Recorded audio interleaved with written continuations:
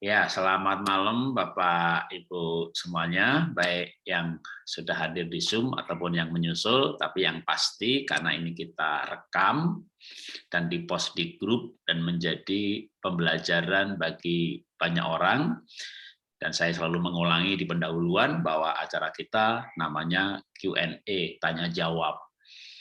Sebenarnya bukan sebuah konseling, bahkan menyalahi aturan konseling. Namanya konseling itu private, tapi ini juga semi private karena biarpun hadir di Zoom dia nggak tahu itu pertanyaan siapa dan yang bertanya siapa. Maka sebenarnya ya ini semi konseling, tapi sekaligus juga untuk pembelajaran bagi orang lain yang memiliki masalah yang serupa.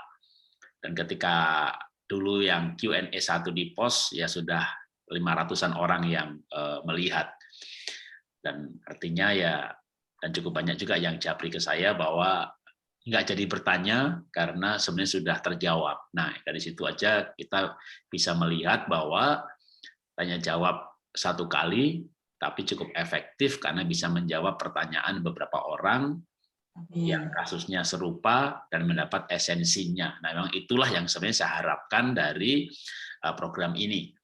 Dan juga saya selalu sarankan jika masalahnya begitu peliknya dan rumitnya, benar-benar saya merekomendasi, mendorong untuk mencari konselor, ya, baik konselor di gereja ataupun konselor profesional berbayar tapi tuntas. Karena sebuah masalah ya emang, kecuali ada masalah satu lagi tambah ekonomi gitu ya, tapi kalau secara ekonomi nggak ada masalah gitu ya, kayak Bill Gates kekayaannya melebihi APBN Indonesia setahun gitu, tapi ya akhirnya harus bubar perceraian juga. Coba menyisihkan waktu atau uang sedikit untuk konsultasi dari awal, mungkin tidak harus berakhir dengan bubar ya. Saya akan mulai menjawab pertanyaan sebuah kasus yang saya akan baca dulu ya, dengan menghilangkan beberapa kata yang berupa data seperti kota, jumlah anak ya. Jadi saya akan bacakan. Pak, suami saya buka toko di kota titik-titik ya. Ekonomi kami lagi di bawah. Tapi saya tidak pernah menuntut suami tentang uang. Malah saya berusaha bekerja juga di kota yang lain. Wah, berarti pisah kota ini ya. Suaminya buka toko di kota A, ibunya bekerja di kota B. Buat membantu mencukupi kebutuhan dua anak kami yang sudah remaja. Karena suami nggak pulang-pulang dan sulit ditelepon dengan alasan nggak bisa pulang dari kota tersebut karena belum ada uang buat pulang. Akhirnya anak saya ajak untuk ke kota di mana akhirnya saya pergi ke kota di mana suami tinggal dan saya ajak pulang tanpa memberitahu. Wow. Itu terjadi awal tahun, saya dan anak saya yang sudah remaja pergi ke kota di mana ayahnya tadinya ada. Yang bikin kaget ternyata di toko di mana suami buka toko ada wanita lain. Tapi saya tidak emosi, cuma tanya itu siapa. Dia jawab pegawai baru. Tapi wanita itu bingung dan takut dan bilang mau pulang. Akhirnya wanita itu pulang. Waktu ditanya namanya siapa oleh anak saya, dijawab emangnya kenapa. Akhirnya anak saya nangis dan saya ajak pulang ke kota di mana saya tinggal. Setelah peristiwa itu, dia jelaskan ke ortunya kalau itu teman kongsi yang mendanai suami saya. Sudah 1 bulan saya tidak ada komunikasi dengan suami dari awal tahun sampai sekarang. Cuma suami berusaha dekati anak saya supaya tidak marah, tapi anak saya tidak mau. Bahkan menghapus kontak papahnya. Yang anak saya nomor 1 tidak masalah karena dia tidak ikut ke kota di mana suami saya buka toko. Dia lebih tenang. Yang mau saya tanyakan bagaimana saya memecahkan masalah ini. Dia tidak masalah ini. Saya saat ini hanya bisa berdoa dan menunggu. Saya sudah siap mengampuni karena dulu dia juga pernah selingkuh waktu anak saya paling kecil 4 bulan. Saya juga sudah mengampuni. Tolong Pak, saya butuh bantuannya. Saya sudah dengarkan link Pak Oke, link Pak Jarot.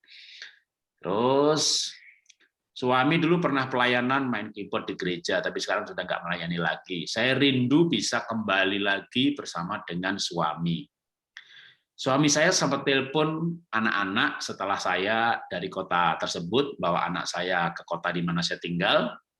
Dia sempat bicara dengan anak-anak, minta maaf kalau papa tidak bisa dengan mama lagi. Wah, jadi si bapaknya telepon anaknya, minta maaf kalau papa nggak bisa sama mama lagi. Tapi itu si bapak, suami, teleponnya ke anak. Sementara ke istri nggak ngomong apa-apa. Nah, ini umur saya suami udah 48 tahun. Jadi gimana? Oke, sudah cukup jelas kasusnya. Ya, silakan Ibu Harlin, nanti saya bagian menambahkan. Jadi bagian saya gampang kan? Iya. Saya turun duluan ya, Pak.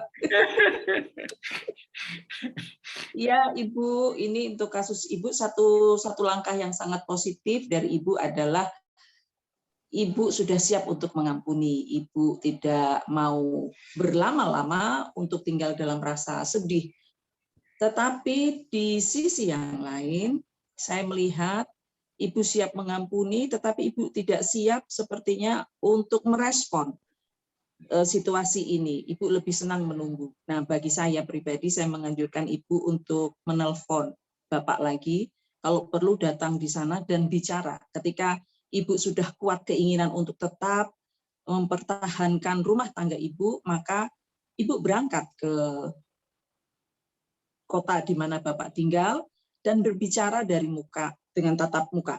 Karena Bapak menghindari Ibu, ini satu komunikasi yang buruk sebenarnya, karena kan yang sangat bermasalah adalah Ibu dengan Bapak, tapi dia malah cerita ke orang tuanya, cerita ke anak-anak, dan menghindari Ibu. Mungkin ada rasa malu karena ini peristiwa sudah yang kedua kali.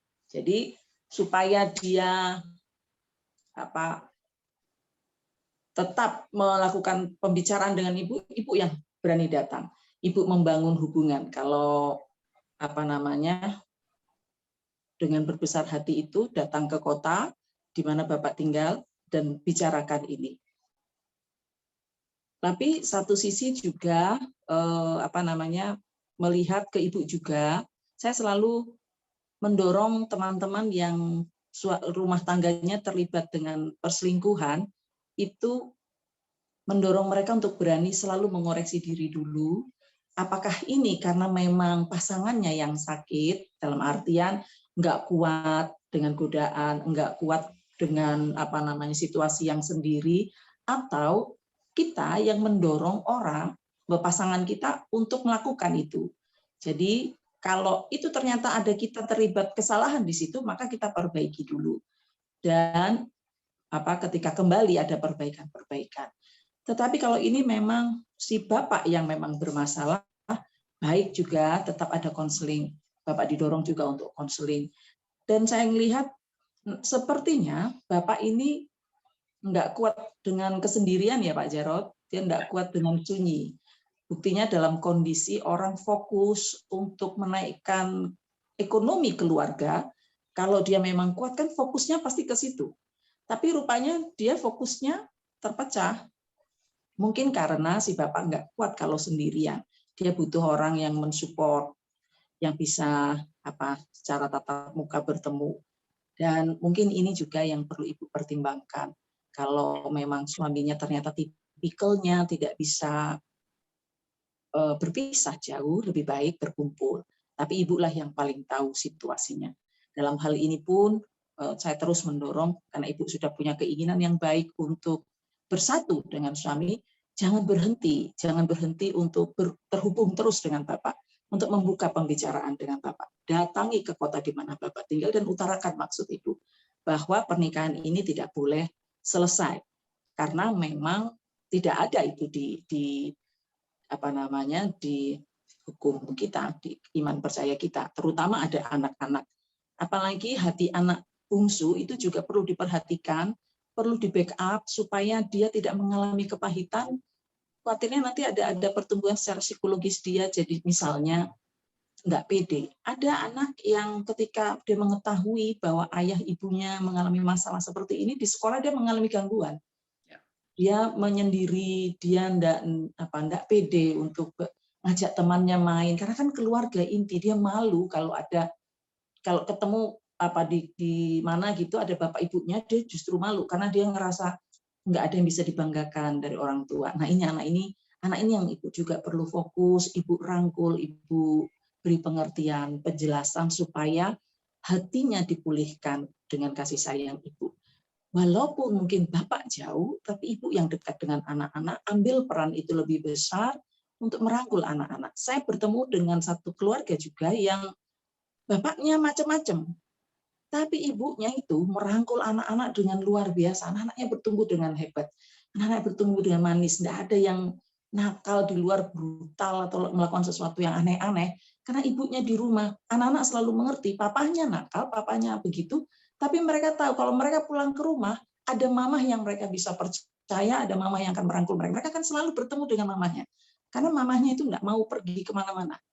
Nggak ingin menghibur hatinya, selain malah meletakkan hiburan hatinya itu pada anak-anaknya. Jadi kalau anak-anaknya baik, itu sudah buat dia sesuatu yang sudah luar biasa untuk dia syukuri.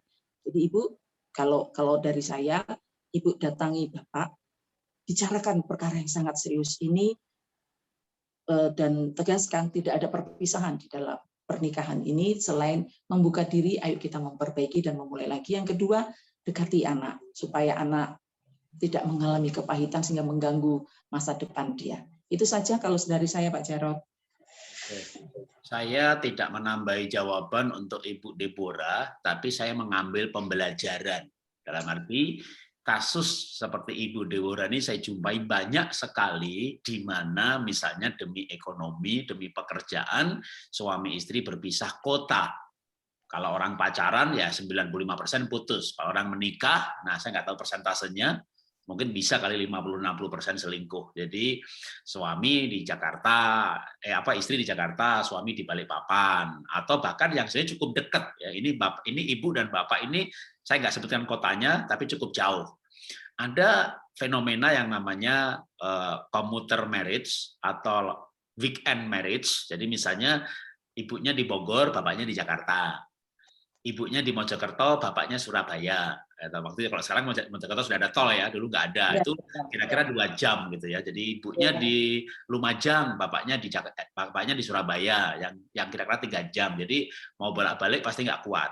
Bahkan yang cuma 1,5 jam aja kayak Bekasi dan Jakarta, akhirnya ada yang mengambil keputusan bapaknya kos saja, dihitung-hitung lebih murah, ya. Lalu juga belum capeknya. Jadi hanya Senin Jumat kosnya, Jumat sore langsung pulang ke Bekasi atau pulang ke Bogor. Maka disebutnya weekend marriage gitu ya, weekend couples, ketemunya weekend. Dalam posisi seperti itu, tiap Jumat, Sabtu, Minggu, Senin pagi berangkat kantor lagi. Itu yang selingkuh aja jumlahnya nggak ketulungan. Karena laki-laki itu kesepian 5 hari saja, kalau dia punya kebutuhan seksnya, ritmenya itu seminggu 3 kali. Dan ada yang selingkuh bukan karena nggak cinta istri. Saya cinta istri saya nggak akan ceraikan dia ibu yang baik bagi anak-anak, saya butuh dia, cuma saya melepaskan hasrat saja. Nah ini selingkuh jenis kebutuhan daging. Kan ada selingkuh yang jenis kebutuhan jiwa, dia jatuh cinta benar. Gitu. Nah makanya saya tidak membahas Ibu Deborah, tapi pembelajaran bagi kita semua. Jangan suami istri itu berpisah. Walaupun kalau saya dulu contohnya misalnya, saya sama istri menikah tahun 90, saya ke Jakarta, nah istri saya tak ajak menderita, saya tinggal di pinggir kuburan, kontraknya hanya 450.000, sebelahnya tukang bakso, sebelahnya office boy, lompat parit, kebun pisang, ada kuburan, saya tinggal di situ. Nah saya bersyukur istri saya mau tak ajak menderita seperti itu. Walaupun dia mungkin bisa ngambil keputusan untuk tinggal di Cirebon aja sama papa mamahnya, toh papa mamanya gembala, jemaatnya banyak, duitnya melimpah gitu. Tapi ya pernikahan itu tidak untuk kalau toh menderita bareng-bareng. Makan Indomie tiap pagi ya makan Indomie bareng-bareng. Hari ini Indomie, besok mie telur, besok mie goreng, atau telur ceplok aja paling murah. Daging kan mahal, tapi telur ceplok itu sampai sekarang masih murah gitu ya. Sarapan telur 1 udah cukup, nggak perlu beli daging nggak sehat lagi. Jadi kalau saya menyarankan suami istri itu tidak berpisah. Karena ketika misalnya katakanlah Istri gajinya 2 kali lipat, 3 kali lipat. Tapi terlalu beresiko. Lebih baik dengan uang yang sedikit, kerja bareng-bareng, menderita bareng-bareng, karena penderitaan bersama itulah bondingnya. Dan saya percaya ketika suami istri menderita bersama-sama, sepakat, bahkan kalau perlu istilahnya tuh ya makan sehari nggak usah 3 kali, 1 kali aja. Tapi sehati, sepikir bareng-bareng, itu kalau kita bicara 5 tahun kemudian, kan firman Tuhan berkata, Mazmur 133, sungguh alangkah baiknya dan indahnya mereka yang diam bersama dengan rukun. Kesana Tuhan perintahkan berkat. Ketika suami istri nggak rukun, tinggal sendiri-sendiri, udah mulai ada pikiran yang macam-macam, yang ada kutuk, ya termasuk kutuk ekonomi. Tapi ketika suami istri menderita bersama-sama, justru menciptakan bonding. Nah, kalau kasus seperti ini banyak saya jumpai ketika akhirnya istrinya nyusul ke kota suaminya, nyusul ke tempat kos-kosan suaminya. Padahal masih ketemunya tiap minggu, apalagi kalau ketemu sebulan sekali. Maka di tokonya, di kantornya, di kos-kosannya ada wanita lain, ya itu 100% sudah pasti selingkuhannya. Jadi itu sudah pasti. Nah, sekarang tinggal kalau memang niatnya mau balik, maka harus ada keputusan yang radikal. Saya setuju dalam hal ini dengan Ibu Harlin yang mau balik, misalnya ibu. Kalau bapaknya kan menurut saya udah nggak mau balik tuh. Malah dia udah pamit sama anaknya, maafkan papa udah nggak bisa sama mama lagi, udah dia nggak mau pamit sama ibunya aja nggak mau, gitu kan. Tapi kalau mau mempertahankan, ya memang berdatangi ke kota suami. Kalau ada perempuan lain labrak dia, kalau mau, kalau nggak mau ngelabrak ya nggak usah ribut gitu ya. Coba kasih tahu perempuan itu aku istri yang sah. Berarti kamu selingkuhan, kamu wanita nggak bener gitu ya. Mau dia nangis, mau dia apa, tapi kalau nggak mau membuat keributan, nanti kan lucu kalau suami malah bela dia gitu. Itu kadang-kadang kejadian juga gitu ya. Istrinya ngelabrak selingkuhannya, suaminya bela selingkuhannya, istrinya diusir ya. Iya. Tapi kalau misalnya itu dilakukan dan terjadi, paling nggak posisinya makin jelas. Gitu. Mati tidak digantung. Tapi kalau nggak mau itu terjadi, ya tidak usah melakukan tindakan yang provokatif. Dalam arti tindakan yang rendah hati, datang ke kota suami, saya minta maaf kalau selama ini nggak bisa mendampingi kamu dalam penderitaan, nggak bisa dukung kamu untuk jaga toko, untuk usaha. Saya tahu itu salah. Jadi ayo sekarang kita tetap bareng-bareng lagi, apalagi kita punya anak. Demi aku dan demi anak-anak. Kalau nggak demi aku, demi kamu dan demi anak. Karena nah itu sikap yang rendah hati, dalam arti minta belas kasihan, tidak provokatif gitu ya. Nah, tergantung kalau kita memberanikan seperti itu. Nah, kalau saran saya seperti misalnya Ratu Esther. Dia mau bicara dengan raja. Kan ada kemungkinan raja marah dan dia dibunuh. Maka dia berpuasa sebelum berbicara. Nah, kalau perlu justru melakukan hal seperti itu. Puasa 3 hari, selama 3 hari itu bergumul sama Tuhan, kalimat demi kalimat apa yang mau diucapkan, itu minta tuntunan Tuhan. Supaya Tuhan berbicara melalui perkataan-perkataan yang tepat. Jadi kata demi kata itu ditimbang. Ini bukan soal pernikahan, tapi soal menasihati orang lain. Saya tuh punya anak, masih remaja waktu itu, ya enggak masih kuliah waktu itu, dan dia puasa. Saya tahu kan gereja kamu nggak puasa, kok kamu puasa? Temanku tuh ngerokok, aku mau nasihati dia, tapi saat aku dia marah, aku puasa 3 hari hanya minum aja, aku menyusun kata-kata apa yang tepat supaya waktu aku bicara itu dia nggak marah. Wow, dalam arti saya lihat tahu anak saya ini sangat dia pengen ngomong dengan satu orang aja, dia puasa khusus buat satu orang itu. Nah, ibu mungkin boleh mengambil langkah itu untuk seperti Ratu Esther atau seperti anak saya ketika mau berbicara, bergumul sungguh-sungguh apa yang mau dikatakan. Nah, setelah itu boleh kalau mau berdoa minta tanda. Misalnya sudah merendahkan diri, sudah meratap, memohon, padahal dia yang salah, malah yang selingkuh. Tapi kan dia selingkuh, mungkin juga suami. Kalau ini, kalau katakanlah nih suami ibu yang nanya saya bikin pertanyaan gitu, jangan-jangan dia merasa benar gitu. Istri saya nggak mau temenin saya dan segala macam. Jadi memang kalau konseling perlu 2 sisi gitu ya. Jadi Iya, betul. makanya kalau saya mengambil ya karena ini cuma dari satu sisi. Kalau memang betul serius mau mempertahankan, maka lakukanlah itu. Misalnya rebut kembali, mumpung belum bercerai, belum menikah lagi, suami belum nikah siri dan sebagainya, belum punya anak lagi. Kalau dia menikah punya anak dengan selingkuhannya, bertambah rumit. Atau suami pindah agama dan pernikahannya sudah disahkan berdasarkan agama lain, masalahnya tambah rumit lagi. Jadi tidak menunda menyelesaikan masalah, tapi yang terbaik ya tidak menduga-duga. Jadi kalau pertanyaannya apa harus yang saya lakukan, kalau saya mendorong untuk membereskan ini secepatnya. Ya. Oke, kita lanjutkan ke kasus yang saya sebut dengan kasus 1. Langsung inti masalah ya Pak? Ya, saya suka dengan pertanyaan yang langsung. Suami saya sifatnya gampang khawatir, terutama tentang keuangan. Jadi saya pasrahkan semua keuangan kepada suami. Jadi dia pegang semua uangnya. Dan akhirnya saya sendiri juga jadi susah, karena dia tidak peka jika saya ada kebutuhan. Saya sudah minta baik-baik dan menjelaskan sedetail mungkin untuk apa uang itu. Tetap aja kadang kurang percaya. Intinya suami saya itu pelitnya ampun-ampun. Jujur kadang saya pengen marah. Tapi kok ya apa ada gunanya. Sudah konseling beberapa hamba Tuhan. Kadang bertobat tapi nggak lama. Suaminya pelitnya minta ampun. Jadi biasanya yang pelit itu ibu ya. Ya tapi yang enggak sih ya, tergantung. Ada juga yang ibunya murah hati, nyumbang sana nyumbang sini, bapaknya yang pelit. Oke, ya silakan Ibu. Iya Pak, untuk kasus pelit saya dengar tadi sudah beberapa kali berkonsultasi. Ketika konsultasi itu sampai menemukan akar tidak penyebab kenapa Bapak menjadi orang yang pelitnya berlebihan.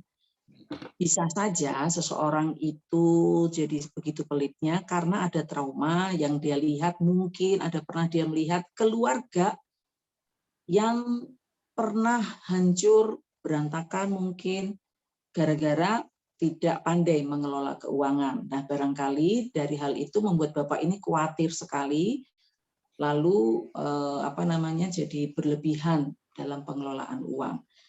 Ini yang harus dicari akarnya. Kenapa Bapak jadi segini amat sih soal pelit ini? Apa masa lalu di keluarganya dulu juga mungkin dididik dengan cara begitu, jadi diteruskan ketika membentuk rumah tangga, pola itu diikuti oleh Bapak lagi di masa ketika dia membangun rumah tangga sendiri. Yang kedua, Ibu juga saya dorong untuk melihat kenapa Bapak boleh dibilang sulit membagi uangnya ke Ibu. Ibu sendiri percaya Bapak, tapi ternyata Bapak sepertinya entah karena pelitnya atau sesuatu yang lain, dia tidak mempercayai Ibu sehingga sulit untuk mengeluarkan uang. Jangan-jangan ini suatu bentuk, karena kita nggak konseling dengan detail ya, tetapi hanya mereka dari jawaban pertanyaan-pertanyaan itu. Bisa saja itu terjadi karena Bapak tidak mempercayai Ibu. Apakah Ibu orang yang ketika mengatur keuangan, Ibu orang yang sejalan dengan Bapak? Bisa saja Ibu murah hati banget seperti yang dibilang oleh Pak Jarod, sehingga Ibu suka membagi. Nah, Bapak nggak cocok mungkin di situ, sehingga Ibu nggak perlu membeli untuk Ibu sendiri, tetapi mungkin mengelola keuangan Ibu itu dengan suka memberi, nggak cocok dengan Bapak yang suka menyimpan. Jadi ini jadi masalah yang perlu dilihat, kenapa dia tidak mau membagi uangnya dengan Ibu. Apakah karena Bapak tidak mempercayai Ibu bisa mengelola keuangan itu dengan baik, sejalan dengan Bapak, atau ada hal yang lain yang memang sifatnya karena trauma yang pernah dia lihat mungkin, sehingga dia jadi orang yang genggam betul, nggak mau benar. Dia ngerasa kalau udah ada orang kan yang karena hidupnya dulunya susah banget sampai akhirnya dia khawatir nanti enggak seperti itu lagi, nggak mau ke sana, akhirnya hidupnya itu tadi dipenuhi dengan kekhawatiran bagaimana caranya menjaga uangnya, sehingga menyakiti hati Ibu, sehingga dia takut untuk berbagi atau banyak hal. Kita mesti lihat penyebabnya dulu, kenapa Bapak jadi begitu pelit. Terus yang saya tidak paham, apakah Ibu itu bekerja, lalu uangnya diserahkan ke Bapak semua, hasil kerja Ibu, atau Bapak yang bekerja, dan uangnya dipegang oleh Bapak semua. Kalau yang pertama, saya pikir kalau memang Ibu bekerja, karena Bapak juga sulit untuk membagi uangnya, kalau ini memang Ibu punya pekerjaan dan Ibu menyerahkan selama ini ke Bapak, bisa juga dibicarakan bahwa Ibu tidak bisa menyerahkan semua uang itu, kan Ibu juga pasti punya kebutuhan sendiri yang harus Ibu kelola sendiri. itu disampaikan baik-baik supaya nggak menimbulkan masalah baru, disarankan ke Bapak. Kalau Bapak yang menekel semua, Bapak yang kerja, terus duitnya digenggam semua, saya juga rasa menyerahkan semua ke Bapak juga nggak tepat juga ya. Karena kan biasanya untuk urusan rumah, masa mau beli beras minta, mau beli minyak minta, ketemu sayuran minta. Jadi ini susah memang. Ada dulu dibagi biasanya dari gaji itu untuk bagian yang dikelola Ibu sekian, sisanya nanti diatur oleh Bapak, misalnya bagian ini mau dari situ kolektor, mau bayar perpuluhan, mau urusan ini itu, nah diambil dari bagian yang sudah disisihkan. Biasanya begitu. Ini yang belum jelas buat saya, tapi intinya sama, perlu mencari akar masalahnya dulu. Apakah waktu dia konseling, Bapak-bapak hamba Tuhan itu juga sudah masuk ke akar masalahnya, dicari kekhawatiran dia. Juga sepertinya orang kalau sudah terlalu khawatir sampai dia menyusahkan orang lain, pasti pemahaman dia kepada Allah belum full, kepercayaan dia kepada Tuhan juga mungkin bukan penyerahan diri kepada Allah tidak seperti yang seharusnya dalam pertumbuhan iman yang sudah dewasa. Ini juga yang perlu didorong hamba Tuhan untuk terus konseling dan bicara dengan dia. Begitu Pak Jarod. Oke, ya. Nanti saya janji karena minggu ini saya akan tetap ngepost mengenai di grup ya, itu mengenai parenting. Jadi mulai mendidik anak sesuai umur, lalu sesuai keunikan, membangun gambar diri sesuai keunikan dan seterusnya. Tapi minggu depan saya akan kembali ke pernikahan dan sepertinya saya akan masukkan mengenai uang ya, secara rutin atau secara bertahap tiap hari, tapi mungkin selama seminggu saya akan post mengenai pelajaran-pelajaran soal uang. Nah, tapi sekarang yang saya mau sampaikan, kalau bapaknya ini konseling, bertobat kambuh lagi, maka kemungkinan itu memang pola gaya. Dalam arti mungkin dia tipe orang melankolik yang sangat teliti, gitu ya. Maka memang harus disiasati. Disiasati itu begini. Memang saya jumpa juga Bapak ada suami-suami yang pelitnya minta ampun. Jadi suami istrinya tuh dikasih misalnya padahal sudah pakai memang idealnya seperti dari Ibu Arlin katakan ya. Jadi suami istri itu perlu rapat anggaran keluarga. Jadi apalagi lo ketemu model suami yang pelit begini ya, atau kalau mau menggunakan istilah yang lain ya yang model perfect, hati-hati, accountable seperti ini gitu. Jadi bikin benar-benar yang namanya laporan keuangan. Ya, secara rinci ada catatannya. Bahkan saya pernah menjumpai suami itu kasih plafon istri misalnya sebulan 1 juta untuk urusan dapur. Untuk minta 1 juta berikutnya, apa 500.000 berikutnya, istri harus nyerahin bon ke suami sebesar yang dia mau reimburse gitu. Sampai kalau dia naik angkot, itu ada catatan kecil, sopirnya suruh tanda tangan, tau nggak? Sepelit itu. Gitu. Jadi kalau ini ya Pasang Brambang ada ini kan saya beli Brambang bukan di Indomaret yang ada bonnya gitu, ada struknya gitu. Ya dia minta Brambang yang jualan suruh tanda tangan, angkot 2.000 sopirnya suruh tanda tangan, sampai kayak begitu. Itu saya pernah menjumpai. Nah ya sudah, kalau memang maunya begitu ya memang dibuat rincian saja, betul-betul pengeluaran apa itu dicatat. Nah, kalau saya bukan tipe pencatat, istri saya yang suka nyatet. Jadi kalau saya disuruh nyatet, pasti berantem gitu kan. Kamu nggak percaya sama saya? Lah bukan nggak percaya, tapi duit itu habis buat apa? Ya kayaknya nggak beli yang macam-macam. Makanya ribut gitu kan. Yang satu memang tipe teratur, tipe rapi, tapi ini suami ini konsekuen. Ternyata dia sendiri punya catatan. Bener-bener dia beli garuk jenggot yang 3.000-an ya dia tulis juga sehingga dia betul-betul duit masuk berapa keluar masuk berapa itu enggak ada yang miss gitu, enggak ada pengeluaran dan lain-lain itu enggak ada. ini accounting sejati. Nah kalau dia tipe seperti itu menurut saya tidak ada pilihan lain ya, karena sudah menikah itu kan pilihan, maka memang harus menyesuaikan. Nah, biasanya ketika istri menyesuaikan dengan catatan yang rinci begitu, nanti bisa kembali ke global. Karena dengan yang rinci itu suami sudah jadi percaya, berikutnya kembali ke global. Oke, kalau gitu sudah 6 bulan aku amati, ternyata pengeluaran dapurmu 1.230.000 rata-ratanya. Berarti itulah jatah dapurmu. Jatah kolektemunya segini. Tapi suami mau lihat dulu, sebulan tuh berapa kali kebaktian, persembahannya tuh berapa, dia maunya dihitung, nggak boleh impulsif, wah lagi kasihan panti asuhan, jebret 100.000, nggak bisa yang impulsif gitu. Ini memang udah tipe rapi, teratur, nggak ada pilihan lain. Jadi kalau dia konseling lalu bertobat itu bukan bertobat sebenarnya. Mungkin dia ya bolehlah murah hati dikit, tapi balik lagi karena dia berpikir ini bukan dosa. Ini malah ini keharusan. Bahkan orang yang seperti ini berpikir yang dosa itu kamu.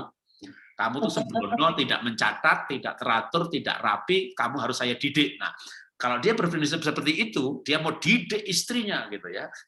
Maka ibu tidak punya pilihan lain, tidak punya pilihan lain. Ibu harus mencatat semuanya dengan rapi. Mungkin kalau misalnya tidak ekstrim sampai naik angkot pakai tanda tangan supirnya, tapi tertulis angkot 2.000 sehingga masuk 1 juta, keluarnya berapa, saldonya pas, enggak sisa. Itu namanya accountable. Nah, seperti itu sebulan, 2 bulan, 3 bulan, 4 bulan, 5 bulan, biasanya tuh suami mulai agak kendor sedikit, nanti begini, oke kalau gitu sekarang kita globalan aja dah. Dapur 1.325.000. Itu pun juga kalau namanya global, dia masa ngitungnya pakai begitu anggarannya, karena memang dia orang accounting yang murni. Kolektor kamu berapa? Dibikin rata-rata dan 6 bulan terakhir, oke saya kasih plafon segitu. Kamu mempati ansuan impulsif 100.000, ya besok berarti yang minggu nggak usah kolektor. Itu dianggarkan dengan jelas. Nah, udah itulah jatahnya. Nah, ketika sekian bulan kemudian berdasarkan catatan pengeluaran, lalu baru dibikinkan anggarannya. Kalau saya tuh juga ngajari anak mulai begitu, kamu catat semuanya pengeluaran kamu, baru setelah itu dibikin anggarannya, diambil rata-rata 3 bulan terakhir itu coba kamu analisa. Kamu kebanyakan minum kopi kali, kamu minum kopi nggak terasa. Beli 15.000, 15.000, 50.000, di total sebulan jadi berapa? Apa betul perlu harus beli kopi di kafe, nggak beli kopi tubruk aja? Jadi bagaimana bisa mengevaluasi kalau tidak tercatat dengan rapi. Nah, kalau punya suami model seperti itu, orang melankolik, accounting murni, in-out-nya harus jelas, tidak punya pilihan lain.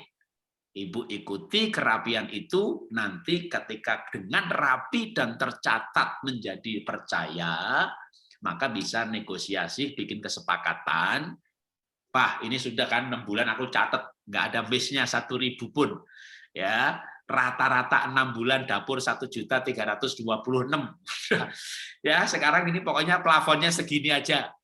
Kalau aku beli buah yang agak mahal, ya nanti 2 hari kemudian nggak ada buah. Tapi totalnya segini. Nah, kalau dia setuju, dia nggak pusing juga, nggak usah ngecek bon-bon gitu. Tapi sudah mulai bisa bikin anggaran. Untuk dapur sekian, kolektor sekian, anak jajan sekian, di total itu wewenangnya ibu. Kalau dia masih belum mau begitu, ya masih agak global, tapi sarser nggak jauh dari situ. Nah itu penting ya. Tapi kalau suami ada lebih ekstrimnya lagi, misalnya nih, kalau yang itu namanya hati-hati, teliti. Saya masih setuju, itu bagus sekali. Dalam arti accountable, murni mengelola rumah persis seperti perusahaan. Nah, kalau di perusahaan nggak boleh orang accounting-nya tuh orang sanguin yang cincel lah ya. Kalau beda dikit aku tombokin aja gitu. Itu cocoknya orang marketing gitu ya, bukan orang accounting. Orang accounting beda 1.000, dihitung ulang, untuk ngitung ulang itu lembur makannya 50.000, kopinya 30.000 hanya untuk mencari selisih Rp1. Tapi orang accounting memang harus seperti itu. Saya punya perusahaan dan di perusahaan saya accounting seperti itu. Maka saya bisa tidur pulas dan percaya sama dia. Nah, itu bagus ya, perlu disiasati dengan diikuti. Tapi kalau istrinya pelit, dalam arti begini, ibu kolektornya sebulan tetap 200.000, nggak minta tambah. Tapi ketika suami tahu ibu kolektor buat panti asuhan 100.000, lalu kolektor yang mingguan cuma 5.000, dia marah dengan 100.000 itu, ya itu cinta uang. Nah itu dosa. Jadi kalau dia itu marah dengan pengeluaran-pengeluaran yang baik, gitu ya. Kalau dia marah ibu beli lipstik yang 1 juta, padahal ada yang 200.000, saya setuju suami dengan marahnya suami, gitu ya. Saya pun akan marah juga, walaupun saya punya duit gitu. Kalau beli sesuatu yang kenapa harus yang mahalnya sampai berkali lipat, itu merek atau memang cuma branding, memang beda produk gitu ya, atau cuma ya diakali orang gitu ya. Jadi tapi kalau misalnya pengeluaran itu untuk hal yang benar dan suami marah, ngamuk, maki-maki, kata-kata kotor, nah itu beda kasus. Itu berarti suami terikat dengan dosa cinta uang. Dan akar segala kejahatan itu adalah cinta uang. Karena itu akar, nanti akan ada dosa yang lainnya lagi. Berangkat dari uang, ada caci maki, ada KDRT, ada kekerasan, ada penghinaan, kata-kata kotor, ya. Nah itu berarti cinta uang. Tapi kalau dia hanya cecer soal duitnya, itu kehati-hatian. Jadi mungkin bisa dipilah seperti itu untuk menyiasati. Nah soal uangnya sendiri, cinta uangnya sendiri, tunggu di grup ya. Kita lanjutkan dulu. Kasus yang berikutnya. Wah, ini agak panjang juga. Oh, enggak ya. Saya senang dengan pertanyaan pendek, tapi ini agak pertanyaannya agak ilmiah. ya, mungkin gara-gara di grup dikasih link untuk assessment ya, tapi kita jawab esensinya.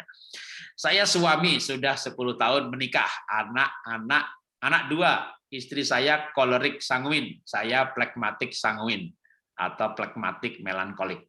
Ya, campuran. Tapi yang pasti menurut saya suaminya udah jelas, saya kolerik, istrinya kolerik sanguin, bapaknya kemungkinan plekmatik sanguin atau plekmatik melankolik.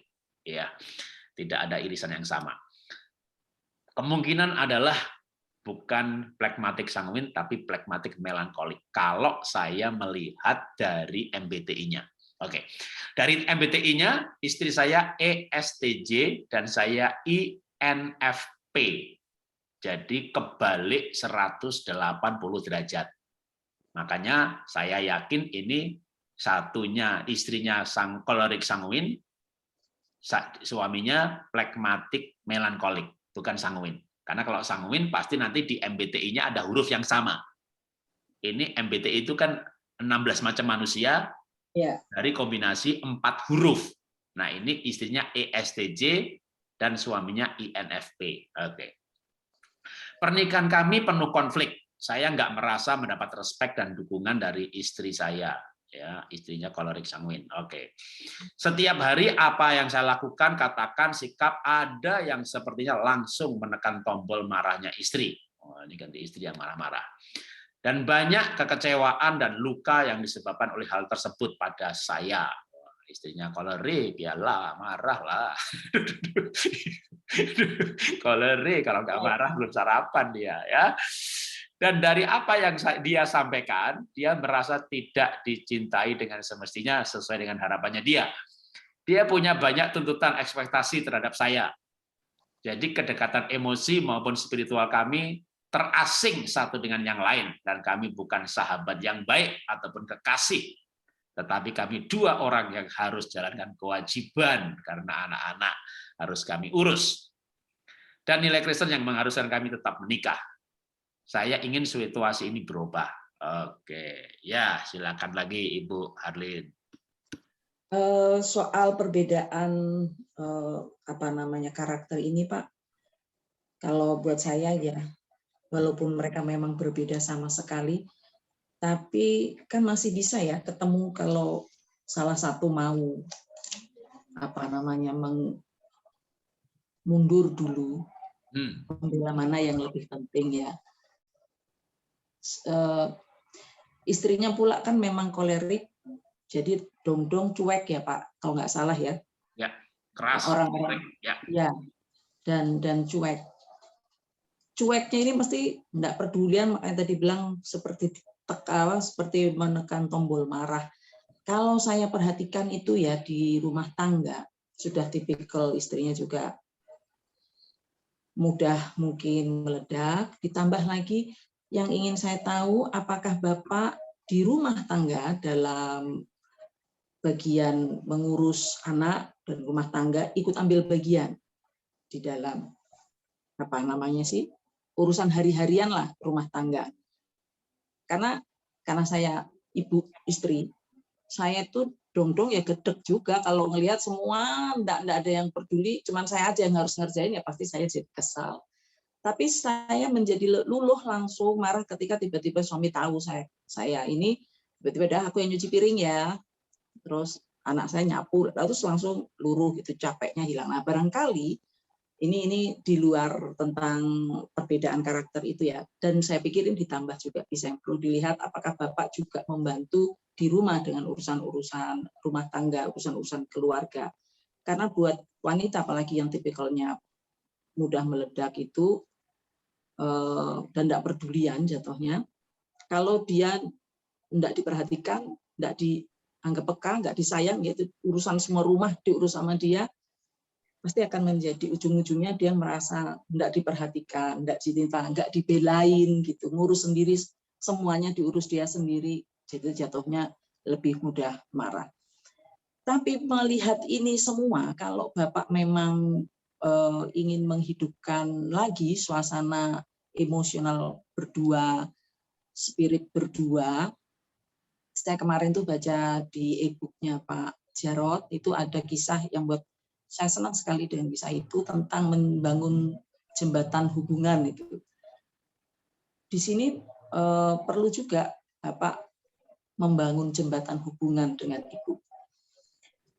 Saya tuh selalu percaya nek saya berubah baik. Saya dulu yang mulai untuk mengubah mendengar, mengubah untuk lebih tahu apa yang dia mau. Dengan otomatis saya harus menyingkirkan rasa sakit hatiku, rasa aku yang lebih harus diperhatikan, aku yang lebih harus didengar, itu saya singkirin dulu dengan berbalik. Aku yang harus mendengar istriku, aku yang harus menyenangkan dia dulu, dan itu dilakukan secara konsisten, kontinu, dan istri merasakan perubahan itu. Saya meyakini itu ya, bahwa akan ada timbal balik itu. Bahwa si istri akan merespon lagi dengan baik apa yang Bapak lakukan.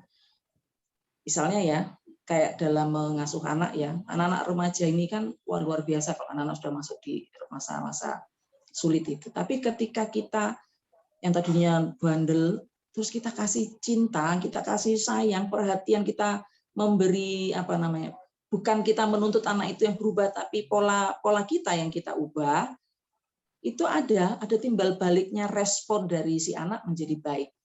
Terus lebih bisa mendengar papahnya atau mamahnya bicara. Karena dia melihat ada kasih sayang, ada perhatian, penghargaan yang diberikan. Saya pikir ini juga berlaku buat suami istri. Bapak berhenti dulu saya dorong Bapak untuk mengabaikan dulu rasa sakit hatimu. Tapi bangunlah jembatan, mulailah membangun jembatan hubungan.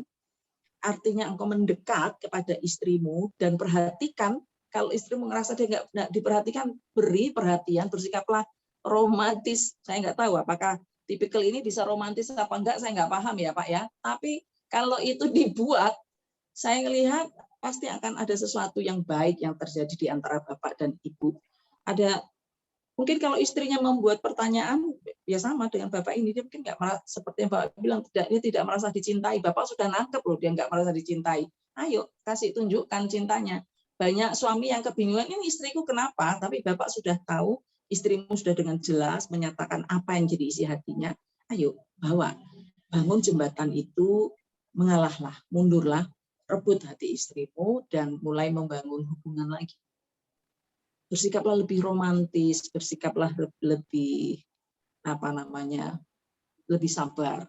Memang menghadapi kolerik harus lebih sabar dan nggak usah bertele-tele ngomongnya. Ya betul nggak ya Pak ya, Bapak yang paling menguasai, nanti biar Bapak yang bagi-bagian itu. Tapi apapun bentuk karakter orang, kalau dia diperlakukan manis, diperlakukan dengan kasih sayang, dan itu dia rasakan berubah, mesti berubah. Apalagi Bapak dan Ibu orang yang sadar untuk mempertahankan rumah tangga ini. Saya rasa masih ada cinta, cuman ketutup dengan rasa sakit hati. Jeleknya di pernikahan yang seringkali terjadi di dalam pernikahan adalah tidak disadari bahwa orang menikah itu harus punya gudang pengampunan yang banyak. Saya bilang gudang, berarti dia nggak hanya kecil tapi gede, dan nggak hanya butuh satu, banyak. Karena kan banyak hal menjadi pemicu pertengkaran. Hal sepele bisa jadi pertengkaran. Itu sebabnya Tuhan bilang jangan sampai matahari terbenam, supaya nggak menyimpan akar pahit. Kan rampung, udah selesai dan diampuni, marah terus diampuni, hari itu selesaikan, supaya nggak ngendap. Dan yang ngendap ini loh yang membuat seringkali hubungan jadi dingin. Hubungan kalau sudah dingin seperti istri Bapak, mungkin dia banyak mengalami kepahitan yang nggak terselesaikan juga. Baru Bapak maksudnya ngomong apa, istri sudah tersinggung. Karena dia juga punya pemikirannya sendiri, dia juga mungkin terlibat, bapak dan ibu sudah terlibat pada pola pikir a priori, saling curiga, akhirnya ini mesti dia begini, ini dia mesti begitu, akhirnya selalu berpikiran yang negatif, sehingga jatuh-jatuhnya secara emosional sudah nggak terhubung. Kamu mau ke sana, kamu mau itu, malah lebih bagus lah bapak pergi jauh-jauh deh, berapa hari malah nggak apa-apa mungkin, atau istrinya sibuk kemana juga boleh, nggak usah ketemu. Tapi ini bisa diatasi karena bapak yang konseling. Kita kan nggak konseling dengan ibu, tapi bapak yang datang dan konseling. Saya dorong bapak untuk maju dan membuat jembatan itu. Bapak itu suaminya. Dan bapak adalah orang baik. Orang baik itu tidak melakukan hal yang buruk, tapi melakukan hal yang baik supaya tetap menjadi baik. Sebagai seorang suami, tugasnya melindungi istri. Jadilah jembatan itu yang memulai, menyingkirkan rasa sakitmu dan memberi pengampunan yang banyak. Mulai lagi. Terus sampai akhirnya timbul lagi romantisme yang baru di dalam pernikahan, rasa sayang, kemesraan yang baru itu bisa dikerjakan. Kalau itu bukan kodrat, tapi sesuatu yang bisa diraih, diusahakan. Karena kebahagiaan itu memang harus diusahakan. Tidak diciptakan tiba-tiba sering jatuh dan begitu saja, tetapi sesuatu yang harus kita usahakan, kita kejar. Salah satunya bapaklah yang memulai. Bapak tahu istri tidak merasa dicintai, buat istrimu merasa dicintai.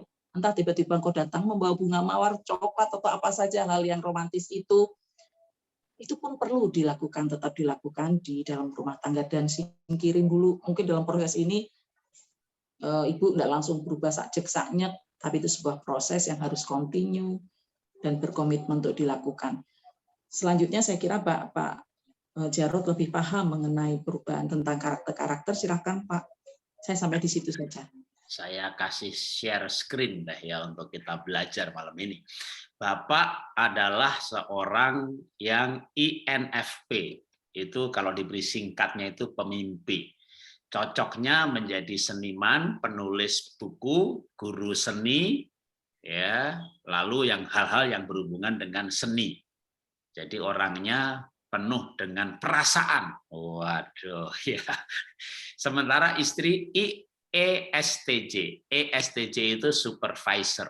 Jadi pasti suka ngatur. Kalau bicara kayak bos. Kalau dia tuh waduh ngatur tuh kayaknya bahagia banget gitu ya. Jadi cocoknya makanya jadi militer. Waduh. Dia seperti komandan aja udah. Lalu jadi manajer. Waduh, jadi ya produksi, makanya dia tegas, mimpin produksi bisa, mimpin buruh bisa, gitu. Waduh, ketemu seniman yang perasaan. Maka saya nggak heran tadi Bapak bilang istri saya ini banyak terluka sama istri, jelas. Bapaknya perasa, pemimpi yang lembut, ibunya tukang ngatur. Oke, kita deketi dengan temperamen dasar ya. Oke, kalau dengan temperamen dasar gimana? Sama juga, ibu kolerik sanguin. Bapaknya flekmatik melankolik. Ini juga terbalik. Nah, saya duga waktu pacaran dulu, ibu ini sanguinnya lebih banyak. Karena masa pacaran itu masa yang happy, cheerful, ceria. Jadi ibu ini menarik sekali karena dia lebih muncul sanguinnya.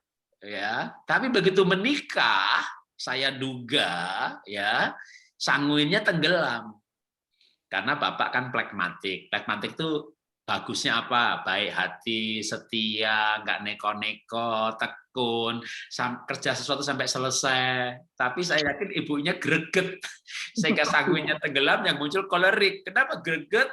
Flekmatik itu lamban, lama mengambil keputusan, tidak kreatif, nggak punya ide, makan apa ya terserah, ke sana yuk, ayo. Kalau ganti ke sana boleh juga. Tapi wah itu bisa si kolerik meledak gitu kayak muarah gitu ya. Jadi emang ini kombinasi yang unik sekali di mana Bapak flekmatik melankolik. Nah, saya nggak tahu mana yang lebih banyak, flekmatiknya atau melankoliknya. Kalau diduga dari personality-nya tadi, mungkin melankoliknya cukup kuat. Flekmatiknya katakanlah 60 melankolik, flekmatiknya 40 dalam hal persentase misalnya begitu, atau mungkin ada kolerik sedikit, sanguin dikit, tapi mungkin misalnya kayak melankoliknya bisa 40, flekmatiknya 3, pasti melankoliknya lebih banyak karena ketika didekati dengan personality lebih cocok di art yang lembut, yang perasaan. Nah, istrinya kolerik tidak punya perasaan. Cuek, lebih cuek dia. Dan sedikit ego ya Pak, biasanya. Kolerik, tapi kolerik itu tegas, disiplin, benar, juga nggak neko-neko. Nah, sekarang saya akan masuk di konsepnya. Ya, konsepnya seperti ini. Ya, saya tampilkan dulu. Nah, ini contoh diri saya, tapi beda sedikit sama Bapak dan Ibu. Kalau saya itu ENFP, kalau Bapak INFP. Jadi bedanya hanya di ekstrovert dan introvert. Tapi NFP-nya sama, Bapak dengan saya sama, bedanya di I. I itu adalah introvert, E itu ekstrovert. Nah, istri Bapak ESTJ. Jadi bapaknya ESTJ, ibunya ESTJ, bapaknya INFP. Jadi saya dengan istri, kalau saya ENFP, istri STJ. Tapi ini contoh yang klop banget, di mana saya dan istri saya itu kayak bapak dan ibu dalam arti 4 hurufnya berbeda. Nah, ini kalau mau cerai paling cepat cerainya. Karena ini potensi konfliknya paling banyak ketika orang menikah dengan 4 huruf yang berbeda. Itu betul-betul berbedanya 180 derajat. Ya, ini kalau mau berantem, berantemnya paling banyak, potensi konfliknya terbanyak. Tetapi nanti kalau ketemu kliknya, ini tim yang paling lengkap. Jadi ini akan menjadi tim yang paling lengkap. Ini pasangan seperti ini, seperti bapak dan ibu. Ya, ada lagi pasangan misalnya kan manusia 16 macam. Lalu apa dengan apa? Kombinasinya bisa miliaran. Tapi bisa disederhanakan. Disederhanakannya adalah ketika suami istri tes personality, maka 4 huruf itu yang sama berapa huruf? Kalau yang sama 2 huruf, artinya ada areal yang cocok banget, ada areal yang asik banget. Nah, kebanyakan kalau misalnya belum menikah, lagi mencari jodoh, maka disarankan yang 2 hurufnya sama. Kalau pakai MBTI. Kalau pakai temperamen dasar, sanguin flekmatik sama flekmatik melankolik. Ada irisan yang sama 1, karena 4 macam gitu ya. Ini kan 16 macam. Nah, ada pasangan yang misalnya cuma 1 huruf yang sama. Berarti sebenarnya area asiknya cuma 25%, tapi yang saling melengkapinya 75%. Amat sangat jarang. Ya, sangat jarang. Mungkin hanya 1% di muka bumi orang menikah dengan 4 huruf yang sama. Itu cocoknya minta ampun, tapi tahu-tahu bangkrut karena sama-sama optimis. Tahu-tahu ada apa lagi gitu ya, karena berbahaya. Nah, kalau dari sisi kebahagiaan mana yang terbaik? Kalau pakai firman Tuhan tidak ada mana yang terbaik. Kalau secara psikologi yang 50% cocok itu yang terbaik, yang 2 huruf cocok. Tapi kalau mengacu pada saya kan termasuk yang 100% berbeda. Dan buktinya saya bahagia banget tuh. Saya bahagia, istri bahagia. Karena kita berpikir bahwa kami tim hebat yang saling melengkapi, yang 4 hurufnya berbeda. Jadi kembali lagi kepada kedewasaan kepribadian, bagaimana kita mengelola kedetilan masing-masing yang pribadi ini mau menjadi apa, itu membutuhkan sebuah kedewasaan. Tapi problemnya itu sering begini, suaminya sadar, istri nggak sadar, istri sadar, suami nggak sadar. Maka ya yang perlu sekarang adalah bapak sendiri jangan sampai menjadi terluka, ya, karena tahu bahwa memang punya istri yang tidak punya perasaan. Itu kalau otaknya dibedah gitu, logika semua itu. Walaupun kalau pakai ilmu otak gitu ya, harusnya wanita itu perasaan, laki-laki logika. Tapi kan memang ada yang terbalik gitu ya. Ketika didekati dengan personality atau temperamen dasar, dia kolerik, udah perasaannya kagak ada gitu ya.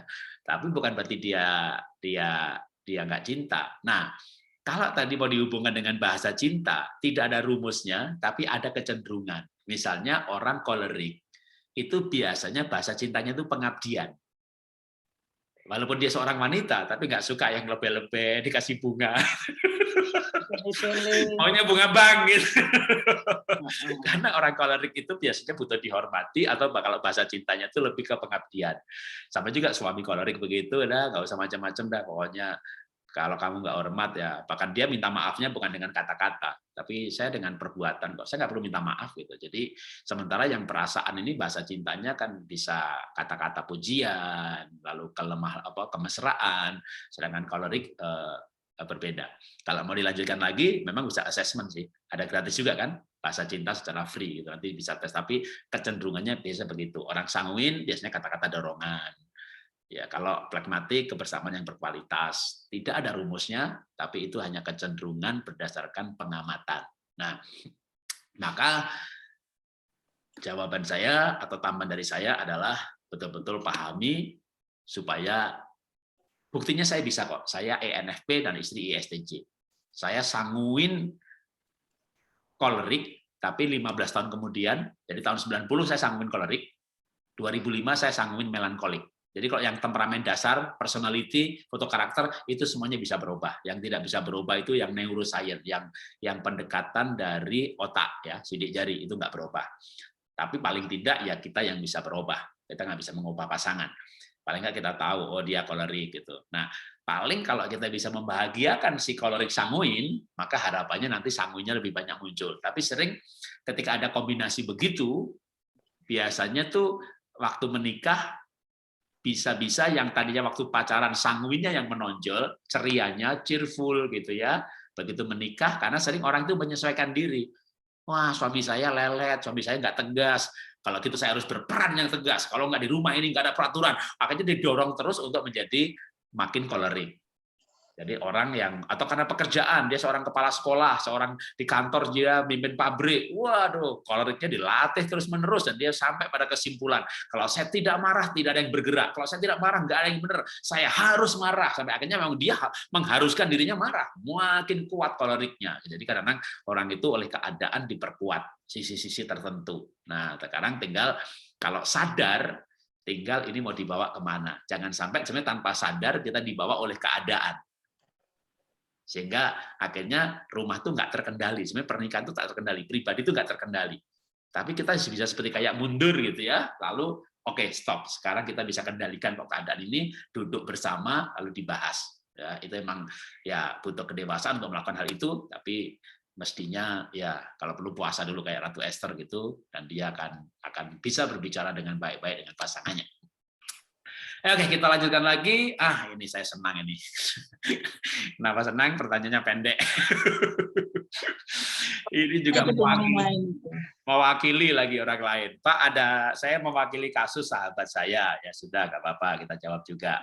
Bagaimana sikap kita jika suami sudah selingkuh? Ini masalah perselingkuhan juga. Nanti pertanyaan berikutnya yang soal perselingkuhan kita bisa perpendek. Banyak bohong, sudah tidur bersama wanita malam. Apakah kita boleh menolak saat diajak berhubungan intim karena takut kena penyakit? Oh, tapi masalahnya spesifik ya, bukan soal cerai dan yang lain-lainnya. Oke, ya. Oke, dijawab ya, Pak. Yang ditanya hubungan kelaminnya ya, apa penyakit ya. Boleh sih kalau saya, Pak. Karena dia pernah berhubungan dengan wanita malam, jangankan wanita malam, wanita siang, wanita pagi, pokoknya bukan wanita istri aja nggak boleh kan ya. Jadi kalau dia mau tidak ingin berhubungan dengan suaminya karena takut sakit, ada penyakit kelamin yang menular, sangat boleh untuk menolak berhubungan intim. Tapi juga harus dijelaskan kenapa. Karena tanpa penjelasan kalau suaminya main geber aja bisa KDRT juga kan di dalam itu. Jadi ibu sahabatnya ini didorong untuk berani berterus terang bahwa dia mengetahui perselingkuhan itu dan dan menolak karena melakukan hubungan intim harus ada, seperti waktu itu Pak Jarod pernah cerita Pak yang minta hasil lab bahwa dia periksa bahwa dia tidak mengalami Ya, penyakit kelamin supaya bisa aman. ya itu menurut saya yang paling baik ya. Jadi saya dulu ada teman ya hamba Tuhan juga yang suaminya selingkuh bahkan sudah pergi 8 tahun lebih dan sudah dengan banyak wanita selingkuhannya, baik dengan wanita benar atau wanita nggak benar. Lalu begitu mau kembali, akhirnya istri minta syarat. Ya dia belak-belakan gitu ya. Boleh, ayo kembali, ayo kamu selingkuh saya ampuni, tapi saya minta kamu dites secara kesehatan. Karena kalau kalau penyakit kotor itu ya akan ketahuan ya, nggak ada misalnya benihnya atau apanya. Kalau sakit ya sakit, kalau sehat ya sehat, karena nggak semua pelacur atau wanita malam juga punya penyakit kotor, maka bisa dites. Kalau sudah sehat ya, dan menurut saya tes itu lebih bagus karena setelah itu daripada suaminya sehat tapi melakukan was-was gitu ya, atau suaminya sakit melakukan ketularan. Ya. Atau suaminya sehat tapi udah nggak melakukan, rugi kan? Jadi lebih bagus menurut saya ya tes saja, dites, nggak perlu, dan harusnya suami juga tidak perlu marah untuk diminta tes gitu ya. Itu kan namanya kalau perlu tes bareng-bareng, atau yang istinya tes untuk apa yang lain, kesehatan organ kelamin kan wanita juga perlu, bukan soal penyakit kotornya ya, keputihan atau ada mium. Jadi ya kalau biasanya kalau disuruh itu nggak mau, tapi kalau diajak, yuk kita bareng-bareng, yuk kita tes, aku tes untuk mium, untuk kesehatan kandungan atau kesehatan organ kelamin, kamu tes itu sekalian gitu. Jadi itu biasanya lebih orang tuh lebih, kalau disuruh tuh ya mau nggak marah pun mungkin ya tarsok gitu ya, tapi ayo kita pergi ya itu kan berbeda. Oke, ini singkat saja, kita lanjutkan pertanyaan berikutnya. Sekarang, ini sebenarnya masalah keuangan ya, tapi nggak apa-apa dah. Sekarang lagi ngetren investasi trading ya, di mana imbalan hasilnya cukup tinggi dibandingkan investasi yang lain, bahkan bisa sampai 15%, di mana ya kayak main saham, tapi itu sebenarnya yang sekarang ini kan main saham juga ya yang ya bilang aman-aman, karena yang main robot kan, robotnya malah pinter. Ya, jadi pokoknya taruh duit aja gitu. Tapi si ibu ini kurang seret, walaupun suaminya cukup hati-hati, tapi biasanya nanti kalau begitu untung yang ditaruh lebih banyak lagi, begitu untung yang ditaruh lebih banyak lagi gitu ya. Jadi akhirnya sebenarnya kami sudah sepakat berapa uang yang akan dianggap hilang seandainya ternyata high risk gitu ya. Kadang-kadang sih kalau main sendiri nggak apa-apa, yang masalah itu kalau fund manajernya nakal ya. Tapi biasanya pengen top up terus gitu. Oke.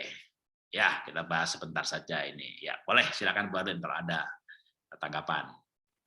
Kalau lihat pertanyaan Ibu ini, kalau kita baca sepertinya komunikasi suami istri baik ya Pak. Masih Artinya jalan ya, betul. ya jalan, si suami terbuka menceritakan kegiatannya di luar pekerjaan, ada bisnis yang di luar, itu dia terbuka dengan istrinya. Buat saya selama si Bapak tetap terbuka dan komunikasi Ibu juga baik dengan Bapak, aman lah. Karena kalau dia seterbuka itu dalam berkomunikasi, Ibu bisa tahu, bisa mengukur Bapak ini kecenderungannya bagaimana, masih tetap aman ataukah malah dia sedang kebablasan. Kalau suaminya cerita perkembangan bisnis yang dia kerjakan, Ibu tahu itu semua, saya kira Ibu bisa terus menjadi teman untuk membackup Bapak. Ini sudah kebablasan atau enggak, kapan berhenti. Hal-hal itu, hal-hal yang dikhawatirkan Ibu, saya kira kecil untuk terjadi selama Bapak Ibu seterbuka ini, tetap seterbuka komunikasinya. Itu Pak Jarod kalau saya. Ya, saya juga menambahkan singkat saja. Yang perlu adalah kontrol untuk ketat pada kesepakatan. Ya, memang namanya high risk, tapi juga high income. Ya, profitnya marginnya besar. Maka dibuat sepakat aja. Misalnya dalam sebulan apa setahun, katakanlah sebulan itu kita ada uang nganggur katakanlah 100 juta atau 1 miliar, masing-masing angkanya berapa. Nah, maka sepakat bahwa sekian persen adalah untuk dana kesehatan, sekian persen untuk liburan keluarga, sekian persen untuk investasi yang aman, dalam arti misalnya emas atau properti. Lalu baru misalnya sepakat 30% atau 20% untuk yang saham. Udah sepakati di situ aja, kalau memperbanyak ya diputar di situ. Benar-benar untuk tetap gitu ya. Nah, saya juga orang yang termasuk sangat optimis dan berani investasi, walaupun saya tidak main di saham, tapi saya main di bisnis. Saya sukanya bisnis yang realistis, jadi kayak buka toko, buka pabrik, ketika bangun MLM, maka bikin produk baru lagi, dan namanya produk itu kalau udah masuk molding, kayak saya ada cookware, itu bikin moldnya aja karena yang presisi, kayak misalnya gelas itu, gelas yang kelasnya Tupperware, cookware yang seperti itu, moldnya itu satu set bisa 5 miliar, 5 miliar lagi, 5 miliar lagi. Untuk investasi moldnya saja kami sudah habis 40 miliar gitu ya. Dan ketika kami saat ini bangkrut, itu 40 miliar jadi besi, dijual besi bekas saja tuh. 40 miliar dijual nggak sampai 500 juta. Memang kalau udah bangkrut itu segala sesuatu hancurnya habis-habisan. Maka kerugian kami kan tadinya 140 miliar, sekarang tambah 120 lagi. Karena barang-barang yang berupa stok banyak yang rusak. Jadi saya ini lagi habis-habisan. Nah, tapi ketika habis-habisan saya masih bersyukur paling tidak rumah disita gitu ya. Karena istri saya betul-betul harga mati. Ketika ada bisnis yang begitu hebat pun untungnya banyak gitu ya. Lalu misalnya rumah mau diargunkan, tidak gitu. Jadi uang yang sudah disisihkan untuk beli rumah, kami beli kolam renang, kami beli sport club, beli ruko, beli tanah, nah, itu tidak dijual dan tidak diagunkan sama sekali. Atau uang yang tadinya misalnya saya dapat keuntungan katakanlah 100 juta, gitu ya, atau 4 miliar, lalu istri 1 miliar, saya pegang 3, nah yang 3 ini tak puter apa saja, istri tutup mata, untung rugi kita udah siap. Untung ketawa, rugi juga ketawa. Saya ini sukacita, nggak ada pengaruh sama rugi atau bangkrut dan seterusnya. Nah, tapi tetap kesepakatan dijaga ya. Kalau suaminya nggak terlalu seperti kayak saya gitu ya, rugi 100 miliar itu sekarang ketawa-ketawa gitu. Kalau suaminya modelnya kena stroke ya itu Pak, Bapak. Jangan gede-gede yang diinvestasiin, nanti malah kehilangan suami gitu ya. Artinya begitu rugi suaminya stroke gitu. Kalau suaminya kayaknya ini bandel Pak, suami saya Pak juga rugi Mas, dia cengengesan aja gitu. Dia sukacitanya nggak di situ gitu. Tapi walaupun sukacita nggak di situ tetap harus ada uang yang diamankan, itu aja. Jadi sepakati berapa persen yang akan dimainkan. Katakanlah 30, ya nanti kalau mau nabrak 5%, 10% ya rundingan dulu, tapi sebaiknya memang tidak ditabrak. Jadi kalau udah sepakat ya sepakat gitu ya. Kalau istri saya yang disepakati, kami ada persentasenya dan itu langsung istri saya yang pegang gitu ya. Jadi kalau saya ada keuntungan, maka yang sekian yang disepakati itu udah istri yang pegang. Udah. Kalau istri pegang itu aman, sudah masuk dan bisa keluar, udah aman. Jadi amankan. Nah, kalau istrinya, tapi saya lihat ini suaminya juga sebenarnya cukup orangnya prudent dan hati-hati. Ya sudah, yang penting jaga, jangan sampai itu tadi kalau pas untungnya banyak itu dari hati-hati bisa jadi tamak ya. Oke, kita lanjutkan ke pertanyaan berikutnya. Oke, suami saya hamba Tuhan, pelayan Tuhan. Hanya kami sedang diproses karena suami layangkan gugatan cerai. Waduh, jadi punya suami hamba Tuhan nggak aman juga ya. Kami sudah 2 minggu pisah kamar, tapi masih satu atap. Sekarang dia vakum dari pelayanan karena menyadari kalau dirinya keluar dari jalur firman Tuhan. Awalnya kami rukun-rukun saja dan di zona nyaman, tapi sudah 5 bulan ini pertengkaran terus karena saya sebagai istri terlalu cemburu buta, meragukan kesetiaan suami. Suami sakit hati karena istri saya meragukan kesetiaannya. Sampai klimaksnya dia gugat cerai. Nah, bahkan sekarang ini berlanjut sampai dia ngutang sana, ngutang sini untuk bayar pengacara. Saya sudah minta maaf, sudah minta ampun, tapi tetap suami berkeras untuk menceraikan. Iya, gimana? Iya. Aduh. Ya. Saya jadi ingat waktu 2 minggu lalu ya Pak, hari Rabu itu Bapak juga cerita kalau sudah menghadapi gini Ibu nggak mau cerai, ya nanti di pengadilan jelaskan ngomong bahwa Ibu tidak ingin cerai ya, dan biasanya itu di pengadilan dipertimbangkan ya, Pak, Ya, dan disuruh mungkin ada rujuk diberi waktu untuk mediasi ya untuk oh ya. Nah, tapi yang nantinya ketika itu terjadi, Ibu bisa begitu di pengadilan kalau memang ya saking kekehnya ini suami akhirnya betul-betul masuk ke pengadilan, Ibu bisa bilang di situ seperti yang disarankan waktu itu oleh Pak Jarod untuk terus terang di sana bilang tidak ingin bercerai dan tetap ingin membangun rumah tangga.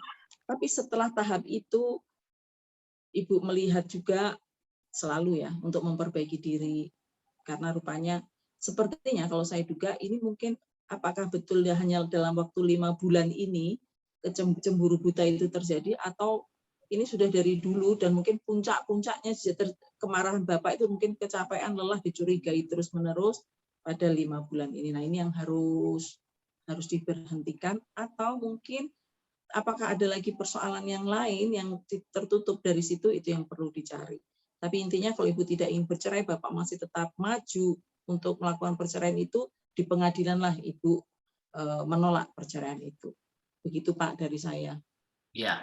Jadi jangan tidak datang ya. Ini juga saya barusan menjawab pertanyaan-pertanyaan tapi lewat WA, saya tidak masukkan di sini karena perkembangannya sudah membaik.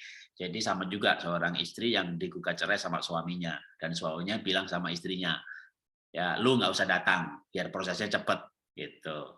Nah, untung dia menghubungi saya, enggak Bu, Ibu harus datang. Kalau Ibu tidak datang, nanti semua dakwa kan dibacakan di sidang in absentia, di sidang tanpa kehadiran salah satu. Dan karena tidak dibantah, maka biasanya disetujui, hakim ketok palu.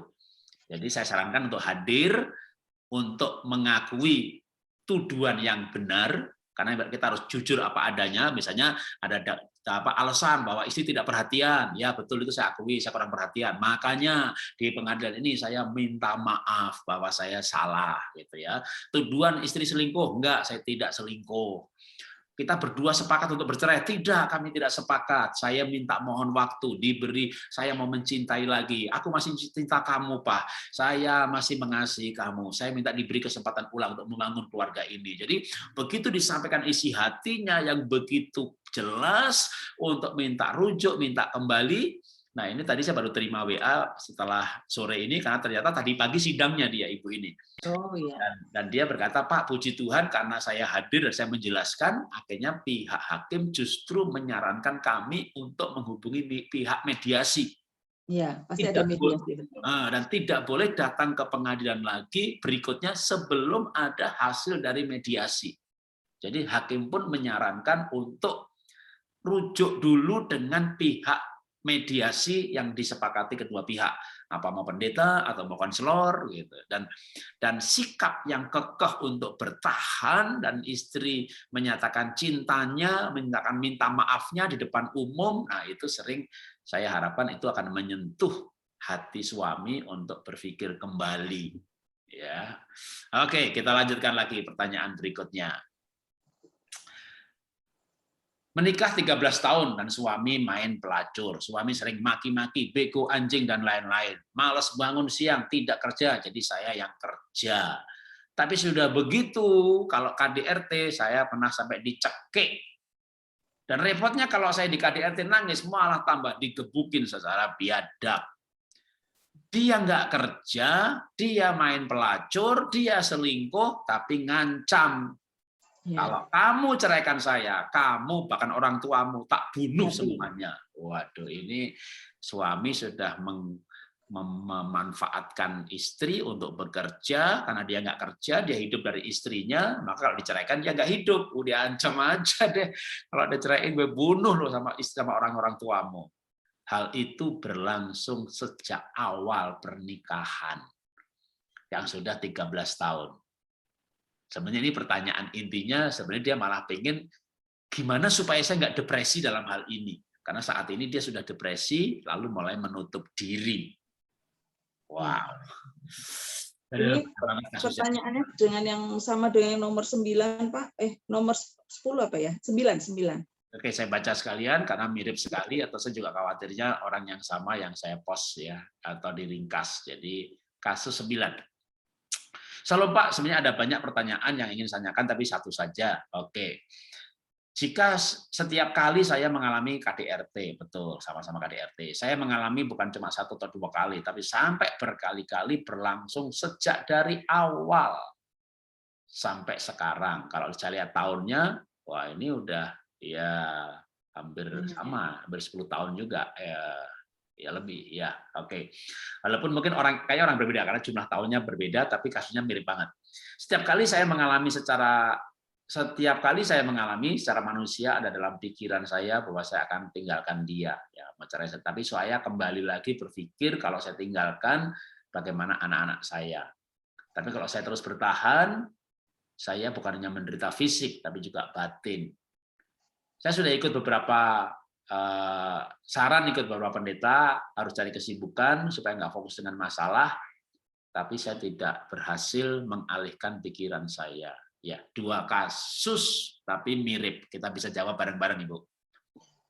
Yang pertama yang perlu disadari di iman Kristen kita, kekerasan dalam rumah tangga itu tidak diizinkan. Itu sebabnya ada Paulus menekankan tentang untuk saling mengasihi, suami mengasihi istrinya, istrinya menghormati suaminya. Ini satu bentuk dari bahasa lain bahwa di dalam pernikahan Kristen, kekerasan dalam rumah tangga itu ditolak, tidak boleh, bahkan itu sebetulnya kriminal. Nah, seringkali memang KDRT itu pada akhirnya membuat pihak korban menjadi orang yang ingin bersembunyi, mengecilkan pribadi atau si ibu. Dalam hal ini dua-duanya sama-sama ya, istri yang mengalami kekerasan dari suaminya. Memang sisi itu selalu laki-laki itu akan bilang bahwa istrinya tidak berguna. Berapa di sini pun saya mengkonseling ibu-ibu yang mengalami hal yang sama, dikatakan dia tidak berguna, menyesal menikahi kamu tolol, kamu bodoh, dilabeli semua yang negatif dan sangat kasar. Saya mau bilang ke ibu yang mengalami seperti saya katakan pada teman-teman saya mengalami itu, jangan telan semua label itu karena itu bukan menggambarkan diri. Karena itu bukan ibu. Itu ungkapan orang yang tidak utuh pemikirannya, kepribadiannya. Orang yang mengalami keterpecahan, pengenalan dirinya tidak utuh sehingga dia tidak nyaman dengan dirinya, dihantam terus ke ibu. Jangan terima semua pelabelan ibu, karena ibu tetap adalah orang yang baik, orang yang luar biasa, yang Tuhan ciptakan dengan benih yang baik, benih yang bagus. Kita setiap pribadi ini kan adalah benih yang baik kok Tuhan bilang. Yang membuat nggak baik itu adalah ilalang. Nah, pribadi ini yang seringkali akhirnya lebih care dengan ilalangnya. Dalam hal ini mungkin ibu lebih mendengarkan setiap hari direcoki dengan perkataan-perkataan yang merendahkan itu, akhirnya ibu mempercayai itu dan mulai meragukan keunggulan ibu sendiri menjadi kecil. Saya sarankan untuk tidak menelan itu semua. Jangan percaya apa yang dilontarkan oleh suami bahwa ibu bodoh, ibu nggak istimewa, ibu nggak baik. Karena pasti ibu luar biasa, orang-orang yang luar biasa seperti wanita-wanita lainnya yang mengalami hidup dengan normal. Bagaimana mengatasi ini? Kalau itu sudah mengancam keselamatan ibu, saya anjurkan ibu pergi dari rumah dulu. Bukan untuk meninggalkan suami ya, lalu tidak peduli lagi dengan itu.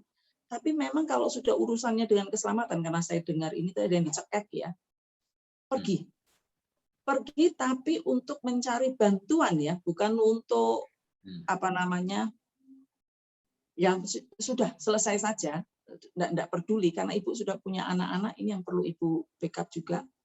Jadi keluar dari rumah untuk menyelamatkan diri bersama dengan anak-anak, tapi mencari bantuan tenaga yang profesional yang bisa membackup Bapak. Karena ini kan urusannya sudah, kalau buat saya Pak, orang yang terus menghajar istrinya, kalau marah dengan cara memukul, boleh nggak sih kita coba, orang ini pasti sakit secara mental.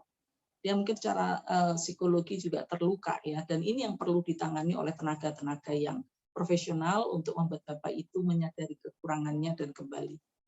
Karena seringkali orang-orang yang melakukan KDRT seperti ini adalah orang-orang yang lebih mempercayai kecurigaannya, lebih mempercayai dan memandang istrinya itu sebagai milik, bukan sebagai pribadi penolong yang sama, tetapi sebagai milik yang akan dia kuasai. Dan kalau sudah dikuasai, bagaimana caranya?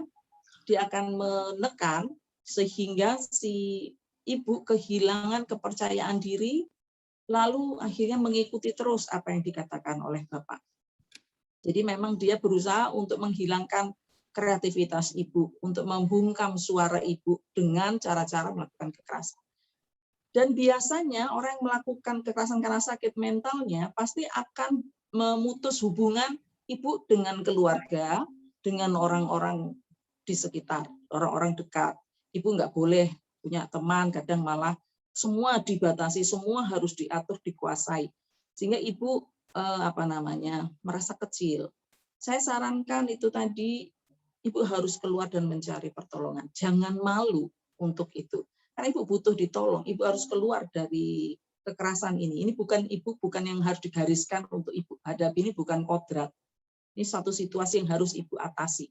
Caranya minta bantuan tenaga yang lebih profesional untuk mengatasi itu, karena ibu berhadapan dengan orang yang tidak utuh pemikirannya, tidak utuh mentalnya. Tapi kalau ibu sudah ada ancaman, lari panggil polisi. Ada orang yang di sini juga begitu.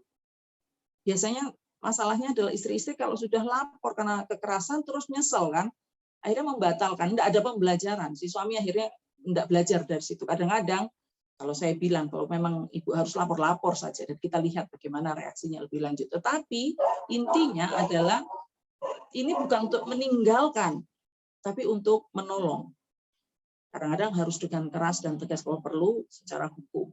Ada beberapa keluarga yang ternyata setelah melakukan ini menjadi sadar, terus kembali mereka melakukan hubungan yang baik di rumah tangga. Tapi ada satu juga yang saya salut ya, dengan ada seorang teman saya salut betul dengan ibu ini. Saya kira dia memiliki hati yang luar biasa pemaafnya, hati yang lembut ya. Dia bukan dari Kristen, dapat menikah dengan suaminya yang Kristen, lalu dia ikut jadi Kristen. Dan ketika dia menjadi Kristen, dia nggak hanya Kristen label saja, tapi Kristen yang betul-betul sungguh-sungguh mengasihi Yesus. Sampai akhirnya dia mengerti suaminya orang yang main pukul. Nggak usah ada perkara, Pak, nggak usah ada masalah, misalnya debat karena nggak cocok, suaminya marah terus ngajar. Nggak ada angin, nggak ada apa-apa, bisa tiba-tiba suaminya datang terus gampar. Tapi nggak tahu masalahnya kenapa, atau menendang tanpa tahu. Sampai satu kali ibu ini akhirnya waktu itu dia langsung mengambil keputusan harus pergi dari rumah. Waktu saya tanya kenapa pergi, kalau saya tinggal saya bisa mati di sini. Dia bilang saya bisa mati dibunuh suami saya takut Bu, jadi saya pergi. Dia pulang ke kampungnya, ke rumah orang tuanya. Suaminya juga nyusul ke kampung itu. Mereka bertetangga kampungnya. Nah, respon ibu ini yang luar biasa saya lihat. Begitu dia tahu suaminya juga di situ, tinggal di keponakannya dan dia tinggal di rumah orang tuanya. Setiap hari ibu ini datang ke rumah keponakan suaminya ini untuk ambil pakaian kotor bapaknya supaya dia cuci. Dan setiap hari dia memasakkan untuk suaminya di bawah kerantangan, dikasih ke ponakannya supaya ponakannya nggak kerepotan ada suaminya ada di situ. Ini satu respon yang luar biasa. Ibu ini bahkan sampai meninggalnya si bapak ini nggak mau ditemui lagi. Bapaknya nggak mau menemui ibu itu. Tapi ibu ini memiliki hati yang imannya kepada Kristus tidak didasarkan ini dijawab enggak, itu dijawab enggak. Begitupun karena tahu pihak keluarga bahwa si ibu ini menjadi Kristen dan disia-siakan, keluarga memaksa dia untuk kembali ke imannya yang lama. Di situ dia tegaskan, saya sudah tidak bisa lagi ke sana karena saya sudah jatuh hati dengan Kristus. buat saya Kristus itu sungguh-sungguh berharga. Akhirnya keluarga enggak bisa apa-apa dan dia tetap memegang iman, enggak nentu dijawab atau enggak, tapi dia merespon. Jadi dalam hal ini ibu yang mengalami kekerasan seperti ini, bila itu sudah mengancam keselamatan ibu dan anak-anak, keluar dari rumah untuk mencari bantuan. Jangan tinggal di situ sampai akhirnya terjadi sesuatu. Kalau suami ibu mengancam, seperti yang tadi kan sudah enggak kerja, memang memeras ibu juga perlu berani untuk karena ada ancaman di situ, secara hukum berlaku di situ. Itu saya Pak, mungkin tidak cocok barangkali ya Pak, tapi begitu yang saya pahami. Ibu adalah pribadi yang luar biasa, jangan telan semua dan jangan menyendiri. Ini bukan sesuatu yang perlu membuat ibu jadi malu, karena yang bermasalah bukan ibu tapi bapak. Ibu membangun kepercayaan diri ibu bahwa ibu orang yang luar biasa, anggap benih yang baik yang Tuhan siapkan dengan blueprint dari Tuhan yang luar biasa. Bangun itu citra itu. Kalau bapak bilang bodoh, tolak aku pintar. Kalau bapak bilang tidak berguna, aku berguna.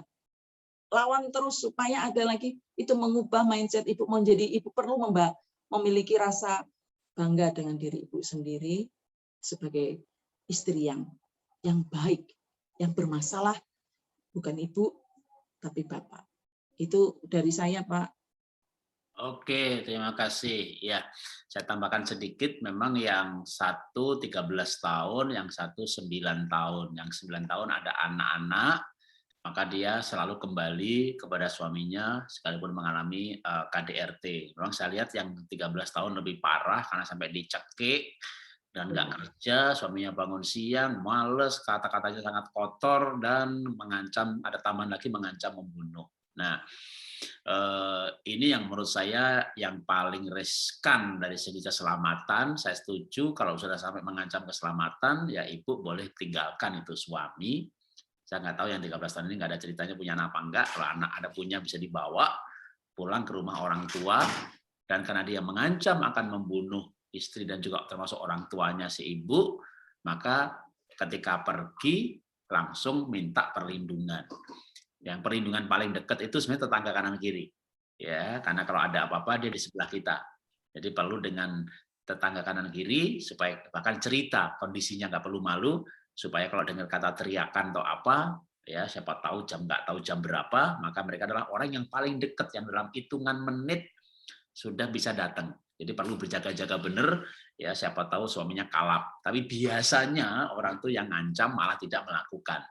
Karena dia butuh supaya istri tidak pergi, tidak cerai, dan dia bisa terus dapat duit dari istri, karena istri yang kerja. Jadi ini nggak kerja, tapi dia minta makan dari istri, tapi dia nggak mau ditinggalkan. Tapi dia selingkuh, tapi suami istrinya nggak boleh menceraikan. Jadi kan ini kayak dipelihara untuk dimanfaatkan, dan dia hidup dari situ. Jadi kalau dia bunuh, dia nggak bisa hidup. Jadi menurut saya orang mengancam itu biasanya tidak melakukan. Tapi siapa tahu analisa saya salah, ya dugaan saya salah, tetap harus berjaga-jaga untuk hal yang terjelek. Makanya kalau misalnya benar-benar dicekik mau dibunuh, itu udah mengancam sekali gitu ya. Nah, untuk shock terapi pelajaran buat suami, tinggalkan aja dulu bahwa anak juga, toh kita bukan dalam rangka mau bercerai, tapi memberi pelajaran. Ya, seperti anak kan kita didik juga gitu ya. Tapi kalau ini suami kan didiknya ya bisa juga dengan tinggalkan dulu aja. Bahwa anak ya istilahnya kabur gitu, tapi kita kaburnya ke rumah orang tua. Nah, tetangga kanan kiri minta nomor teleponnya, cerita betul-betul keadaannya dengan jujur, nggak perlu malu supaya mereka paham juga dan mereka akhirnya siap menolong jika ada apa-apa gitu ya. Lalu kalau tinggalnya di komplek perumahan lebih bagus lagi, misalnya kayak ada satpam, ya kita nomor telepon satpam, lalu RW, tetangga kanan kiri. Kalau perlu namanya kita save dengan angka 1 di depannya menjadi playlist yang paling atas.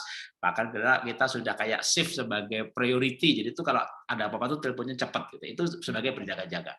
Dan menurut saya tetangga kanan kiri, RT, RW, satpam itu paling dekat karena polisi itu jauh banget ya, kecuali depan rumah ada polisi atau kantor polisi dekat gitu ya. Jadi saya lebih mempercayai ya itu mereka tuh lebih istilahnya, apalagi kalau selama ini orang tua dengan tetangga baik, waduh mereka belainnya tuh Kalau aparat hukum kan karena pekerjaan, bikin laporan lagi dulu gitu, kronologis, belum tentu dihubungin ada, tapi boleh aja kalau melapor polisi. Kalau cuma saya kayaknya tetangga kanan kiri ya itu mestinya kalau selama ini kita hidup baik-baik, mereka akan mau membantu menolong dan mereka betul-betul jaraknya dekat gitu ya.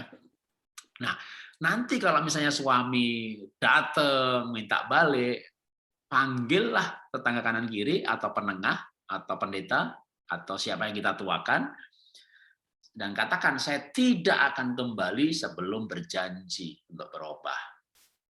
Ya, itu kita minta janjinya supaya mereka dia berjanji di hadapan orang tua kita, di hadapan orang lain. Tapi kalau dia datang hanya ngamuk-ngamuk gitu, panggil satpam suruh usir, panggil tetangga supaya dia diusir. Jadi kita memang harus tegas, tapi katakan saya tetap mencintai kamu, saya akan tunggu kamu bertobat. Saya tidak akan ceraikan kamu, saya tidak akan menikah lagi. Jadi sikapnya harus benar juga dengan jelas posisi kita, posisi ibu adalah hanya untuk menyelamatkan nyawa. Dan tidak membenci, tidak membalas dengan kejahatan, siap untuk mengampuni, hanya saya minta syarat sebuah buah pertobatan yang nyata dan jelas. Kalau dia datangnya aja ngamuk-ngamuk, udah siap kan tetangga, satpam, usir dia. Ya, kalau dia datangnya mencurigakan, begitu datang aja sebelum ngamuk udah panggil duluan. Ya. Kita nggak tahu dia ngantongin pisau misalnya begitu, ntar atau main tusuk. Jadi memang harus dalam kondisi yang berjaga-jaga, aman. Bahkan kalau di rumah nih, di ruang tamu nih, pokoknya meja saya dia nggak bisa, dia mau berdiri, pokoknya orang tua di ruang yang lain nggak siap aja. Jadi kalau dia datang aja sebelum pagar dibukakan, panggil tetangga masuk bareng-bareng. Jadi itu memang kalau sampai dia selama ini jahatnya, kita harus dalam kondisi yang seperti itu. Ketika duduk nih meja panjang, dia seberang meja, kita seberang meja. Mau marah, nggak dalam jangkauan tangan. Ya kecuali dia bawanya pistol gitu ya. Tapi kan dan kalau saran saya benar-benar pas dia datang sebelum pintu pagar dibuka, telepon tetangga, Pak, suami saya datang. Coba minta tolong, saya dilindungi untuk berjaga-jaga. Kalau nggak ada apa-apa ya sudah. Gitu. Jadi itu udah paling aman. Ya, dan nanti katakan di depan tetangga, katakan di depan pendeta, siapapun yang kita minta tolong untuk menjaga komitmen tadi. Papa, aku tidak akan menceraikan Papa. Aku sayang Papa, aku sudah komitmen di hadapan Tuhan, menikah sampai maut memisahkan, tapi saya tidak mungkin hidup dipukuli tiap hari. Saya bisa gila diri saya sendiri dan berubah tidak menjadi diri saya. Saya tetap mencintai Papa, tapi saya minta Papa juga ada perubahan. Nah itu boleh sampaikan seperti itu, menurut saya ya memang harus ya, kalau enggak nanti juga dia seperti anak yang kurang ajar yang nggak pernah dididik, tapi cuma ini yang kurang ajar kan suami. Untuk kasus yang satunya yang 9 tahun tapi juga KDRT, tapi menurut saya tidak sampai separah ini ya. Cuma masalahnya Ada anak ya, Pak. ini ada anak dan ibu ini disarankan oleh pendeta untuk mencari kesibukan supaya nggak fokus pada masalah. Nah, kalau ini berarti kan sudah ketemu pendeta, toh pendetanya pun juga nggak menyarankan untuk melarikan diri, untuk mengungsi, untuk menyelamatkan. Kok saya duga tidak seperti yang di pertama tadi sampai dicekik, sampai digebukin, kalau mukul secara biadab dari kata-katanya, waduh. Nah ini memang tidak mudah untuk mengalihkan pikiran, tapi saya percaya ya itu bisa terutama pada hal-hal yang membahagiakan. Kesibukan yang membahagiakan misalnya kesibukan dengan anak, mencintai anak, karena anak atau pribadi itu kan bisa meresponi ya. Kita sibuk dengan uang, uang nggak bisa meresponi kita. Atau kalau kayak saya misalnya sibuk melukis gitu, tapi lukisan itu ya saya senang juga. Orang bilang, Pak, lukisannya bagus, saya mau beli Pak. Ya senangnya karena saya dapat duit gitu. Tapi berbeda dengan respon kalau misalnya menasihati orang, lalu orang yang dinasihati sampai nangis karena ternyata nasihat kita pas banget. Itu ada kebahagiaan yang tersendiri. Atau kita misalnya mencintai anak, lalu anak merasa dicintai dan dia peluk kita, mama jangan tinggalin aku butuh mama harus kuat, mama harus hidup. Nah, itu kita merasa dibutuhkan aja juga ada kebahagiaan tersendiri lagi. Nah, akhirnya kita fokus pada hal-hal yang membahagiakan karena kita berbuat sesuatu. Jadi kalau saran saya, kesibukannya itu kan ada anak ya. Lebih baik kesibukan yang juga itu berguna bagi orang lain. Misalnya kalau lalu sibuk cari duit dagang, anaknya malah kayak nggak diurus, anaknya ikut memberontak, jadi tadi malah masalahnya hanya suami, sekarang tambah anak, ya. Kecuali ada masalah ekonomi, dalam arti suaminya nggak mau ngasih duit, gitu ya sudah sibuk ditambah dengan kesibukan yang menghasilkan uang, dan uang itu digunakan untuk mencintai anak-anak. Ya, jangan nanti anaknya minta bapakmu gitu. Wah, itu tambah perkara lagi nanti ya. Jadi benar-benar memang ibu mau mencintai anak dengan apa yang ibu bisa berikan. Ya, kalau nggak ada masalah keuangan nggak perlu. Tapi kalau ada masalah misalnya suami juga nggak ngasih uang gitu, ya udah cari usaha sambilan, mencari kesibukan di situ. Lalu tapi kesibukan cari uang itu nggak akan mengalihkan pikiran, nggak akan menimpa penderitaan. Jadi kan otak kita ini ada file. Bukan kadang sih, otak kita tidak ada fungsi delete. Pak, gimana Pak saya cara melupakan masalah si mantan misalnya begitu? Nggak ada, nggak bisa melupakan. Ya, bagaimana Pak saya? Jadi yang bisa adalah otak kita itu sistemnya file, maka dibanyakin file-file yang baik, dibanyakin file-file bahagia, maka jumlah file menderita kita katakanlah banyak banget nih 200, kita bahagia sekarang 500 sudah.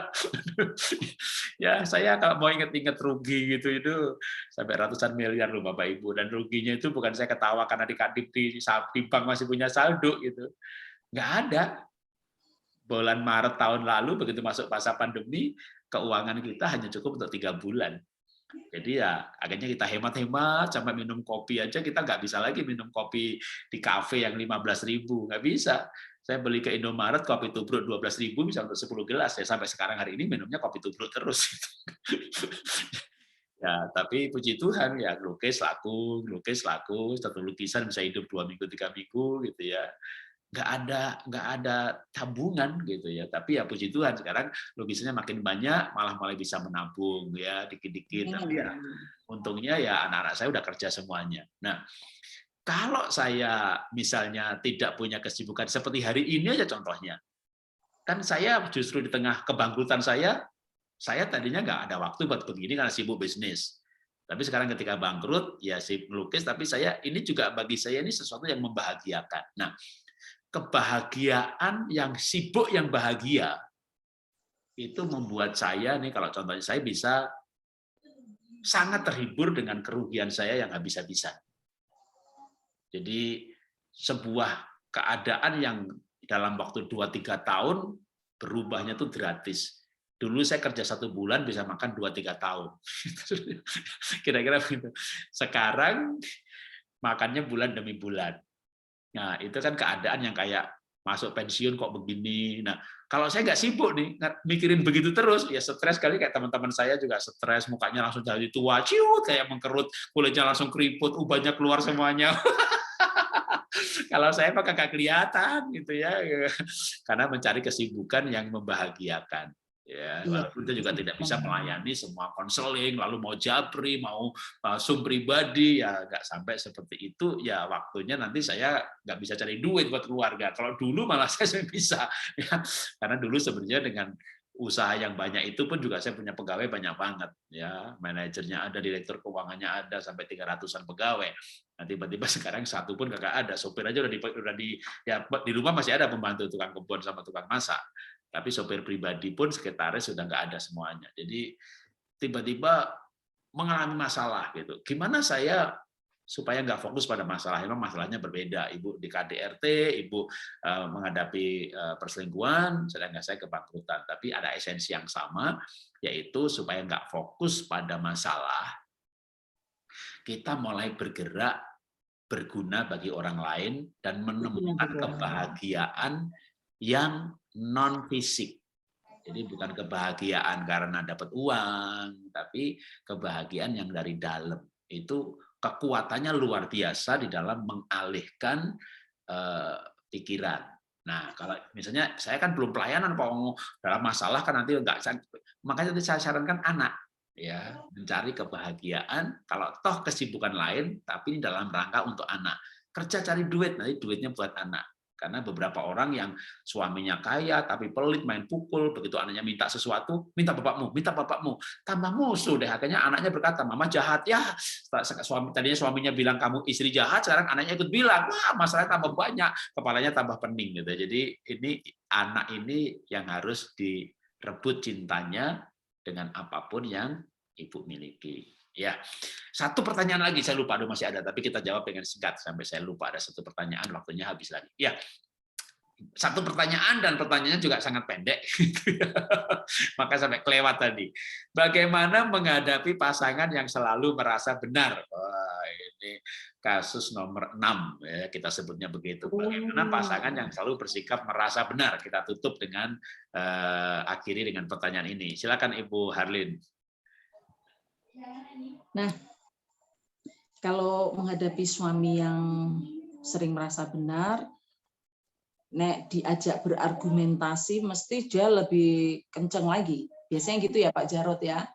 Karena dia insecure kan ya, dia ngerasa ada dua, dia memang benar-benar tahu sehingga dia ingin memberitahu pasangannya yang belum tahu, dia rasa pasangannya ini nggak ngerti persoalannya sehingga dia mau menunjukkan bahwa dia tahu. Atau yang kedua, dia sebetulnya nggak tahu dan dia merasa nggak aman kalau istrinya tahu bahwa dia nggak tahu, jadi dia mencoba untuk menekan dengan kata-kata yang apa namanya membuat istrinya nggak nyaman. Nah, maukah itu suaminya memang banyak tahu ataukah suaminya pura-pura tahu? Saya kira dalam berkomunikasi dengan orang-orang yang merasa dirinya lebih benar, lebih pintar dari istrinya sehingga dia merasa lebih benar, jangan dengan emosi, jangan ngajak debat, jangan ngajak semakin mendorong dia untuk masuk dalam perdebatan. Ketika kita memimpin pembicaraan itu seolah-olah kita ada di pihak si suami yang benar ini, tapi nanti terus setelah itu digiring, bukan bahwa penjelasan itu bukan untuk mengkat membalas jengkel kita karena ini mesti disalahin melulu, tapi kita coba berdiri seolah-olah kita di pihak suami, tapi terus pembicaraan itu tanpa menggurui, diajak terus istilahnya leading kali ya Pak ya, dipimpin untuk ke arah argumentasi Ibu. Ibu pun harus menjelaskannya dengan gamblang, tapi dengan perlu ada data ya pakai data. Pokoknya untuk membuat si suami mengerti, tapi enggak dikecilin, tapi diajak untuk memahami Ibu, dan Ibu harus siap untuk berargumentasi dengan cara yang baik.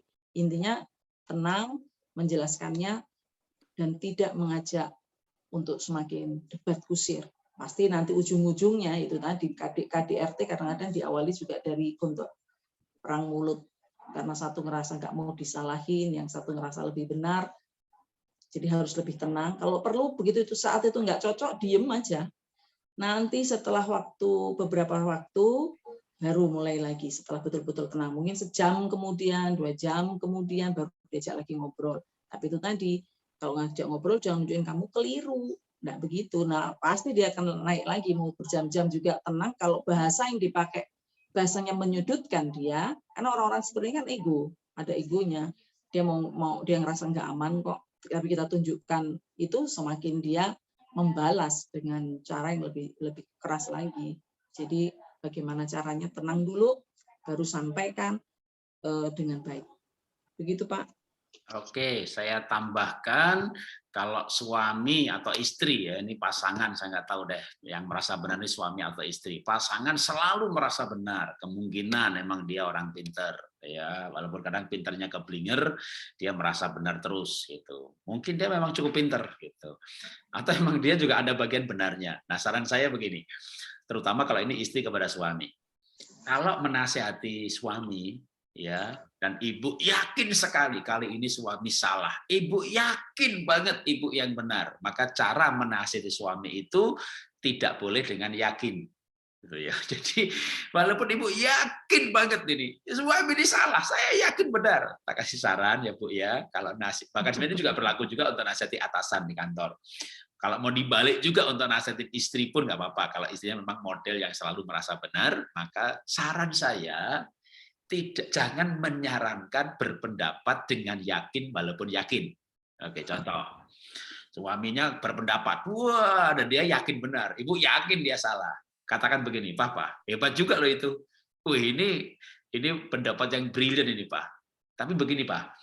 kok aku tuh punya pendapat begini ya, tapi saya tuh nggak yakin. Dalam hati, yakin banget, aku bener, kamu salah. Gitu. Tapi itu di hati. Ya. Yang keluar dari mulut begini, Papa, tapi kok aku tuh nggak yakin ya, ini bener apa enggak. Cuma kepikir aja sih. Kalau menurut Papa gimana ya? Gitu. Lalu ngomong begini, begini, begini. Gitu. Nah, memang laki-laki itu egois. Dia pengen kalau itu bener, tuh itu pendapat dia.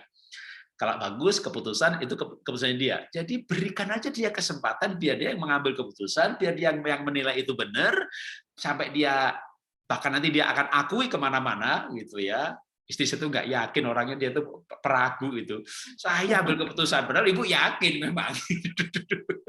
Bahkan mungkin dia akan mengaku gitu ketika sukses dan berhasil, dan itu adalah saran yang ibu tadi gitu. Dia akan akui sebagai keputusannya. Itu namanya memperlakukan suami sebagai pria sejati. Tapi percaya saya, diam-diam nanti kalau sering nih sekali, 2 kali, lama-lama dia sadar loh bahwa ibu itu pintar gitu ya. Tapi tetap nggak boleh merasa pintar. Ya, jadi harus bahagia di belakang layar, dan itu nanti makin lama makin sering pendapat ibu akan diterima. Sama juga di kantor gitu. Kalau ada bos di kantor yang sebenarnya bodoh gitu ya, bosnya nanti bodoh, tapi kan dia anaknya bos gitu yang punya duit gitu ya kan. Itu jangan dibodoh-bodohin ya. Bahkan kalau perlu kita dengan gaya begini Pak Bos gitu ya. Aku kok punya kepikiran begini ya Pak Bos ya. Tapi aku ragu-ragu sih. Aku ini kreatif, tapi jujur aku tuh ragu-ragu bener apa enggak. Dalam hati nih, gue yakin banget gitu. Nanti kita disayang sama bos loh. Bener, kita disayang sama bos. Nanti pas meeting itu bos yang ngomong gitu. Waduh, jadi dia yang dapat kreditnya. Nggak apa-apa, yang penting kita naik gaji aja gitu kan. Kita nggak diakui, itu pendapat kita. Nah, itu namanya pegawai yang baik. Sama juga kalau kita menikah dengan orang yang selalu merasa benar, udah biarin aja dia merasa benar gitu ya. Mungkin benar juga gitu. Tapi kalau nanti dia salah, kalau kita kasih alternatif. Aku berpikir begini, tapi aku nggak yakin ya Pak. Itu dalam hati yakin banget, tapi nggak boleh ngomong yakin karena pasangannya super ego begitu gitu ya. Tapi nanti dia akan tergelitik pikirannya justru. Itu ide boleh juga loh. Mungkin dia begitu tertariknya, tapi sama. Mulutnya dia nggak akan bilang tertarik. Dia akan menjawab juga. Itu orang model begitu tuh dia akan berpikir begini. Ya, saya pikirin dulu deh gitu. Padahal dalam hati nih, itu ide bagus banget. Percaya saya, dia tidak akan berkata, oh itu bagus tuh, bener, enggak. Itu dia dalam hati tuh berkata begitu. Nanti dia akan ngomong sama temennya, cari pendapat lagi, dan ternyata pendapat temennya sama dengan istrinya itu gitu. Nanti akhirnya dia bilang tuh orang lain gitu, bahwa dia pendapat tuh dapat dari temennya, bukan dari istrinya lagi. Nggak apa-apa, udah ikhlas aja. Itu mau dibilang pendapatnya siapa, pokoknya ibu tahu aja deh. Yang ngomong duluan ke suami soal itu, ibu dan temennya duluan ibu gitu. Bahkan mungkin akan kejadian seperti itu, nggak masalah. Sekali, 2 kali, 3 kali, percaya saya, ya, percaya saya, itu sikap yang hebat, yang paling jitu menghadapi orang yang sok benar. Dan kita akan menjadi kongsinya dia, karena orang yang sok benar itu butuh orang yang sok bodoh. Jadi kita ini pinter, gitu, tapi kita sok bodoh aja, sok ragu-ragu aja. Percaya saya, itu nanti dia butuh kita.